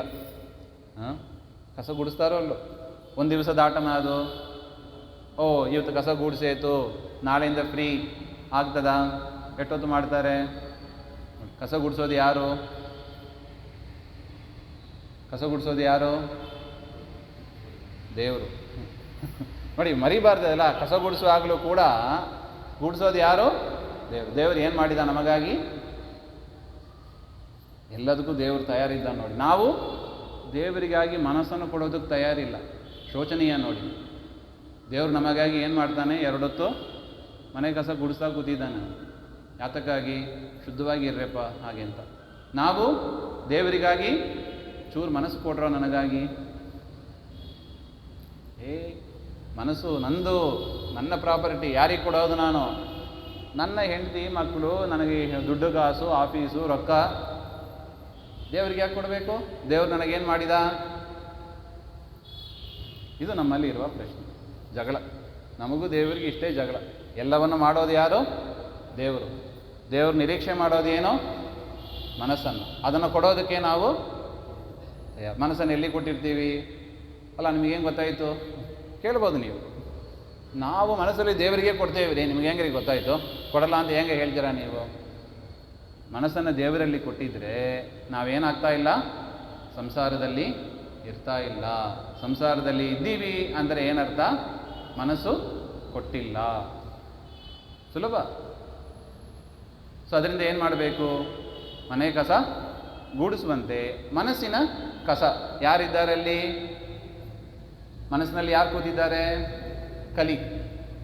ಅಜ್ಞಾನ ಕೂತಿದೆ ಮನಸ್ಸಿನಲ್ಲಿ. ಮನಸ್ಸಿನಲ್ಲಿ ಅಜ್ಞಾನ ಕೂತಿದೆ. ಅಜ್ಞಾನವನ್ನು ಓಡಿಸುವ ಪ್ರಯತ್ನ ನಾವು ಮಾಡ್ತಾ ಇಲ್ಲ. ಹೇಗೆ ಓಡಿಸೋದು? ಶ್ರವಣಾದಿಗಳನ್ನು ಮಾಡಬೇಕು. ದೇವರು ಹೇಳಿದ್ದಾನೆ. ಅದು ದೇವರೇ ಹೇಳಿದ್ದು. ಶ್ರವಣ ಮನನ 3 ಉಪಾಯ ಹೇಳಿದರು ನೋಡಿ. ಪೂಜಾ ಸಾಧನ ಹಾಗೆ. ಶ್ರವಣ ಮನನ ಧ್ಯಾನ ಮಾಡಿದರೆ ಕಸ ಹೋಗ್ತದೆ ರೀ. ಯಾಕೆ ಓಡಿಸಬಾರ್ದು? ಕಲಿಯನ್ನು ಯಾಕೆ ಪೋಷಣೆ ಮಾಡ್ತೀರಿ? ಯಾರು ನಿಮ್ಮ ಓಟ್ ಯಾರಿಗೆ ಇರಬೇಕು? ಕಲಿಗೋ ದೇವರಿಗೋ? ಆದರೆ ಯಾರಿಗೆ ಓಟ್ ಆಗ್ತಾ ಇದ್ದೀರಿ ನೀವು? ಕಲಿಗೆ ಓಟ್ ಆಗ್ತಾ ಇದ್ದೀರಿ. ಯಾಕೆ ಹಿಂಗೆ ಮಾಡೋದು? ಇದನ್ನು ನಾವು ಕೇಳ್ಕೋಬೇಕು. ಕಲಿಗೆ ಓಟ್ ಹಾಕಬೇಡಿ, ಕಲಿಯನ್ನು ಓಡಿಸ್ಬೇಕು. ಸೊ ಅದರಿಂದ ನಮ್ಮ ಗುರುಗಳು ಹೇಳ್ತಾರೆ, ಮನಸ್ಸು ಎನ್ನುವುದು ಕುರುಕ್ಷೇತ್ರ ಅಂತ. ಮನಸ್ಸು ಕುರುಕ್ಷೇತ್ರ. ಅಲ್ಲಿ ಸದಾ ಯುದ್ಧ ಆಗ್ತಾ ಇದೆ. ದೇವತೆಗಳು ಹೋರಾಡ್ತಾ ಇದ್ದಾರೆ, ಪಾಂಡವರು ಹೋರಾಡ್ತಾ ಇದ್ದಾರೆ, ಕೌರವರು ಹೋರಾಡ್ತಾ ಇದ್ದಾರೆ. ಈ ಕುರುಕ್ಷೇತ್ರದಲ್ಲಿ ಗೆದ್ದದ್ದು ಯಾರು? ಪಾಂಡವರು. ಆದರೆ ನಮ್ಮ ಹೃದಯ ಎನ್ನುವ ಕುರುಕ್ಷೇತ್ರದಲ್ಲಿ ಸದಾ ಗೆಲ್ಲೋದು ಯಾರು? ಕೌರವರು. ಯಾರು ಗೆಲ್ಲಬೇಕು? ಪಾಂಡವರನ್ನು ಗೆಲ್ಲಿಸ್ರಿ. ಮನಸ್ಸಿನಿಂದ ಕೌರವರನ್ನು ಓಡಿಸ್ರಿ. ಯಾರು ಪ್ರಯತ್ನ ಪಡಬೇಕು? ನಾವೇ ಪ್ರಯತ್ನ ಪಡಬೇಕು. ಕಸ ಗುಡಿಸ್ತೀವೋ ಅಲ್ಲೋ? ಇಲ್ಲ, ನಾವು ಪ್ರಯತ್ನ ಪಡೋ ದೇವರೇ ಮಾಡಿಸ್ಬೇಕ್ರಿ. ಅದು ನಿನ್ನೆ ಹೇಳಿದ್ದೀವಿ ನೋಡಿ. ಎಲ್ಲ ಯಾರು ಮಾಡಿಸ್ಬೇಕು? ದೇವರೇ ಅಲ್ವಾ? ಹಾಗೆಂದರೆ ಕೃಷ್ಣ ಯಾರಿಗೆ ಉಪದೇಶ ಮಾಡಿದ? ಅರ್ಜುನನಿಗೆ ಉಪದೇಶ ಮಾಡಿದ. ಏನು ಅಂತ? ಯುದ್ಧ ಮಾಡು ಹಾಗೆ ಅಂತ. ಕೃಷ್ಣ ತಾನೇ ಮಾಡುವುದಾದರೆ ಏನು ಮಾಡ್ಬೋದಾಯಿತು? ಒಳಗಿಂದ ಸ್ವಿಚ್ಚನ್ನು ಬದಲಾವಣೆ ಮಾಡ್ಬೋದಾಯಿತು. ಆದರೆ ಕೃಷ್ಣ ಏನು ಎಕ್ಸ್ಪೆಕ್ಟ್ ಮಾಡ್ತಾನೆ? ನೀನು ಪ್ರಯತ್ನವನ್ನು ಮಾಡಬೇಕು. ಯಾಕೆ? ವೇದ ಹೇಳ್ತಾ ಇದೆ ಏನಂತ? ಅರಹ ಸಂಧ್ಯಾಮುಪಾಸೀತ. ಹೊತ್ತೊತ್ತಿಗೆ ಸಂಧ್ಯಾವಂದನೆ ಮಾಡು, ವಿಹಿತ ಕರ್ಮವನ್ನು ಮಾಡು. ಈ ರೀತಿಯಾಗಿ ನಮ್ಮ ಪ್ರಯತ್ನಕ್ಕೆ ಭಾರಿ ಬೆಲೆ ಇದೆ. ನಮ್ಮ ಪ್ರಯತ್ನಕ್ಕೆ ಭಾರಿ ಬೆಲೆ ಇದೆ. ಸೊ ಅದರಿಂದ ಶ್ರವಣ ಮನನಾದಿಗಳ ಮಾಡೋದಕ್ಕೆ ಪ್ರಯತ್ನ ಯಾರು ಮಾಡಬೇಕು? ನಾವೇ ಮಾಡಬೇಕು. ದೇವರೆಲ್ಲ ಮಾಡೋದು ಅಂತ ಹೇಳ್ತೀರಿ, ದೇವರು ಮಾಡಲಿ ಹಾಗೆ ಅಂತ ನಾವು ಆಡುವುದಾದರೆ ಹೆಣ್ಮಕ್ಕಳೆಲ್ಲ ಹೇಳ್ತಾರೆ, ನಾಳೆಯಿಂದ ದೇವರು ಅಡುಗೆ ಮಾಡಲಿ, ನಾವು ಮಾಡೋದಿಲ್ಲ. ಇಲ್ಲ ನೀವೇ ಪ್ರಯತ್ನ ಪಡಬೇಕು. ಅಲ್ಲಿ ಪ್ರಯತ್ನ ಬಂತು, ಮನೆ ಏನು ಕಸ ಹೀಗಿದೆ, ಕಸ ಗುಡಿಸೋದಿಲ್ವಾ? ಕಸ ಗುಡಿಸೋದು, ಅದಕ್ಕೆ ಪ್ರಯತ್ನ ನಾವು ಮಾಡಬೇಕು. ಆದರೆ ಅಜ್ಞಾನವನ್ನು ಓಡಿಸೋದಕ್ಕೆ ಮಾತ್ರ ದೇವರೇ ಮಾಡಬೇಕು ರೀ. ನಮಗೆ ಯಾವುದು ಆಗೋದಿಲ್ಲವೋ ಅಲ್ಲಿ ದೇವರಿಗೆ ಹಾಕ್ಬಿಡ, ದೇವ್ರ ಮೇಲೆ ಭಾರ ಹಾಕ್ಬಿಡ, ದೇವರೇ ಮಾಡಬೇಕು. ಸರಿನಾ? ಇದು ನ್ಯಾಯವೋ ಅನ್ಯಾಯವೋ? ಅನ್ಯಾಯ. ಅನ್ಯಾಯ. ಕಲಿಯನ್ನು ಓಡಿಸುವ ಆ ಪ್ರಯತ್ನವನ್ನು ಪ್ರತಿಯೊಬ್ಬರು ಮಾಡಬೇಕು. ಅದಕ್ಕೆ ಒಂದೇ ಉಪಾಯ. ಕಲಿ ಯಾರಿಗೆ ಹೆದರ್ತಾನೆ? ಕಲಿ ಹೆದರೋದು ಯಾರಿಗೆ? ಭೀಮಸೇನ ದೇವರಿಗೆ ಹೆದರಿದ. ನಮಗೆ ಅರ್ಥ ಆಗೋದಿಲ್ಲ. ಕಲಿ ಹೆದರೋದು ಯಾರಿಗೆ? ನಮಗೆ ಅರ್ಥವೇ ಆಗೋದಿಲ್ಲ ರೀ. ಅದಕ್ಕೆ ಮಹಾಭಾರತ ಓದಬೇಕು. ಮಹಾಭಾರತ ಓದಿದ ಕಲಿ ಯಾರಾಗಿ ಬಂದ? ದುರ್ಯೋಧನಾಗಿ ಬಂದ. ಹೆದರಿದ ಅಂತ ಅವನು. ಭೀಮ ಅಂತ ಹೆಸರು ಹೇಳಿದರೆ ಹೆದರ್ತಾ ಇದ್ದ ಅವನು. ನಿಮಗೇನು ಗೊತ್ತಾಯಿತು ನೋಡಿ, ಗೀತೆಗೆ ಬರಬೇಕು. ಮತ್ತೆ ಏನು ಹೇಳಿದ? ಅಲ್ಲಪ್ಪ, ಆರಂಭದಲ್ಲಿ ಬರ್ತದೆ, ದ್ರೋಣರ ಹತ್ರ ಬಂದು ದುರ್ಯೋಧನ ಹೇಳ್ತಾನೆ, ಅಪರ್ಯಾಪ್ತಂ ಅಸ್ಮಾಕಂ ಬಲಂ ಭೀಷ್ಮಾಭಿರಕ್ಷಿತಂ ಪರ್ಯಾಪ್ತಂ ತು ಇದಮೇ ದೇಶಾಂ ಬಲಂ ಭೀಮಾಭಿರಕ್ಷಿತಂ ಅಂತ ಬರ್ತದೆ. ಕೌರವರ ಕಡೆ ಸೇನಾಪತಿ ಯಾರು? ಭೀಷ್ಮರು. ಸೇನಾಪತಿ ಹೆಸರನ್ನು ಹೇಳಿದ. ಯಾಕೆ? ಸೇನಾಪತಿಯವರು, ಸೇನೆಯನ್ನು ರಕ್ಷಣೆ ಮಾಡುವವರು. ಪಾಂಡವರ ಕಡೆ ಸೇನಾಪತಿ ಯಾರು? ಧೃಷ್ಟದ್ಯುಮ್ನ. ಯಾರ ಹೆಸರು ಹೇಳಬೇಕಾಗಿತ್ತು ಅವನು? ಬಲಂ ಧೃಷ್ಟದ್ಯುಮ್ನೇನ ರಕ್ಷಿತಂ ಅಂತ ಹೇಳಬೇಕಾಗಿತ್ತು ಅವನು. ಧೃಷ್ಟದ್ಯುಮ್ನ ಲೆಕ್ಕಕ್ಕೆ ಇಲ್ಲ ಅವನಿಗೆ. ಯಾರನ್ನು ತಗೊಂಡ?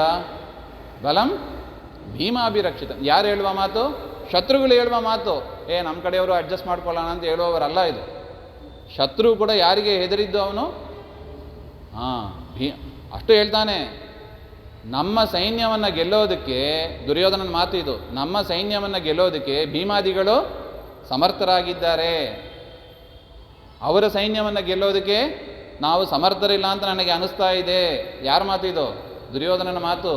ಅದರಿಂದ ಎಲ್ಲರೂ ಸೇರಿ ದ್ರೋಣರನ್ನು ಭೀಷ್ಮರನ್ನು ರಕ್ಷಣೆ ಮಾಡ್ರಿ ಹಾಗೆ ಅಂತ ದ್ರೋಣರ ಹತ್ರ ಪ್ರಾರ್ಥನೆ ಮಾಡ್ಕೋತಾನೆ. ಗೀತೆಯಲ್ಲಿ ಆರಂಭದಲ್ಲಿ ಬರುವ ಶ್ಲೋಕಗಳಿದು. ಅದರಿಂದ ದುರ್ಯೋಧನ ಹೆದರೋದು ಯಾರಿಗೆ? ಭೀಮನಿಗೆ. ನಮ್ಮೊಳಗಿದ್ದ ಕಲಿ ಹೆದರೋದು ಯಾರಿಗೆ? ವಾಯುದೇವರಿಗೆ. ಆ ವಾಯುದೇವರ ಶಾಸ್ತ್ರ ಅಂದರೆ ಯಾವುದು? ಮಧ್ವಶಾಸ್ತ್ರ. ಅದರಿಂದ ಕಲಿಯನ್ನು ಓಡಿಸ್ಬೇಕು ಅಂದರೆ ಏನು ಮಾಡಬೇಕು? ಮಧ್ವಶಾಸ್ತ್ರದ ಶ್ರವಣ ಮನನ ಧ್ಯಾನ ಮಾಡಬೇಕು. ಅಷ್ಟೇ ಬೇಕು, ಇನ್ನೇನಿಲ್ಲ. ದೇವರು ನಮಗೇನು ದೊಡ್ಡ ಎವರೆಸ್ಟ್ ಕಟ್ಟು, ಪರ್ವತ ಶಿಖರ ಕಟ್ಟು, ಬ್ರಹ್ಮಾಂಡ ಕಟ್ಟು ಅದೆಲ್ಲ ನಮಗೇನು ಹೇಳೋದಿಲ್ಲ. ಅಥವಾ ಮಧ್ವಶಾಸ್ತ್ರ ರಚನೆ ಮಾಡು ಹೇಳೋದಿಲ್ಲ. ಎಲ್ಲ ಬುಕ್ ರೆಡಿ ಇದೆ, ಟೆಕ್ಸ್ಟ್ ಬುಕ್ ರೆಡಿ ಇದೆ, ಹೇಳುವ ಟೀಚರು ರೆಡಿ ಇದ್ದಾರೆ.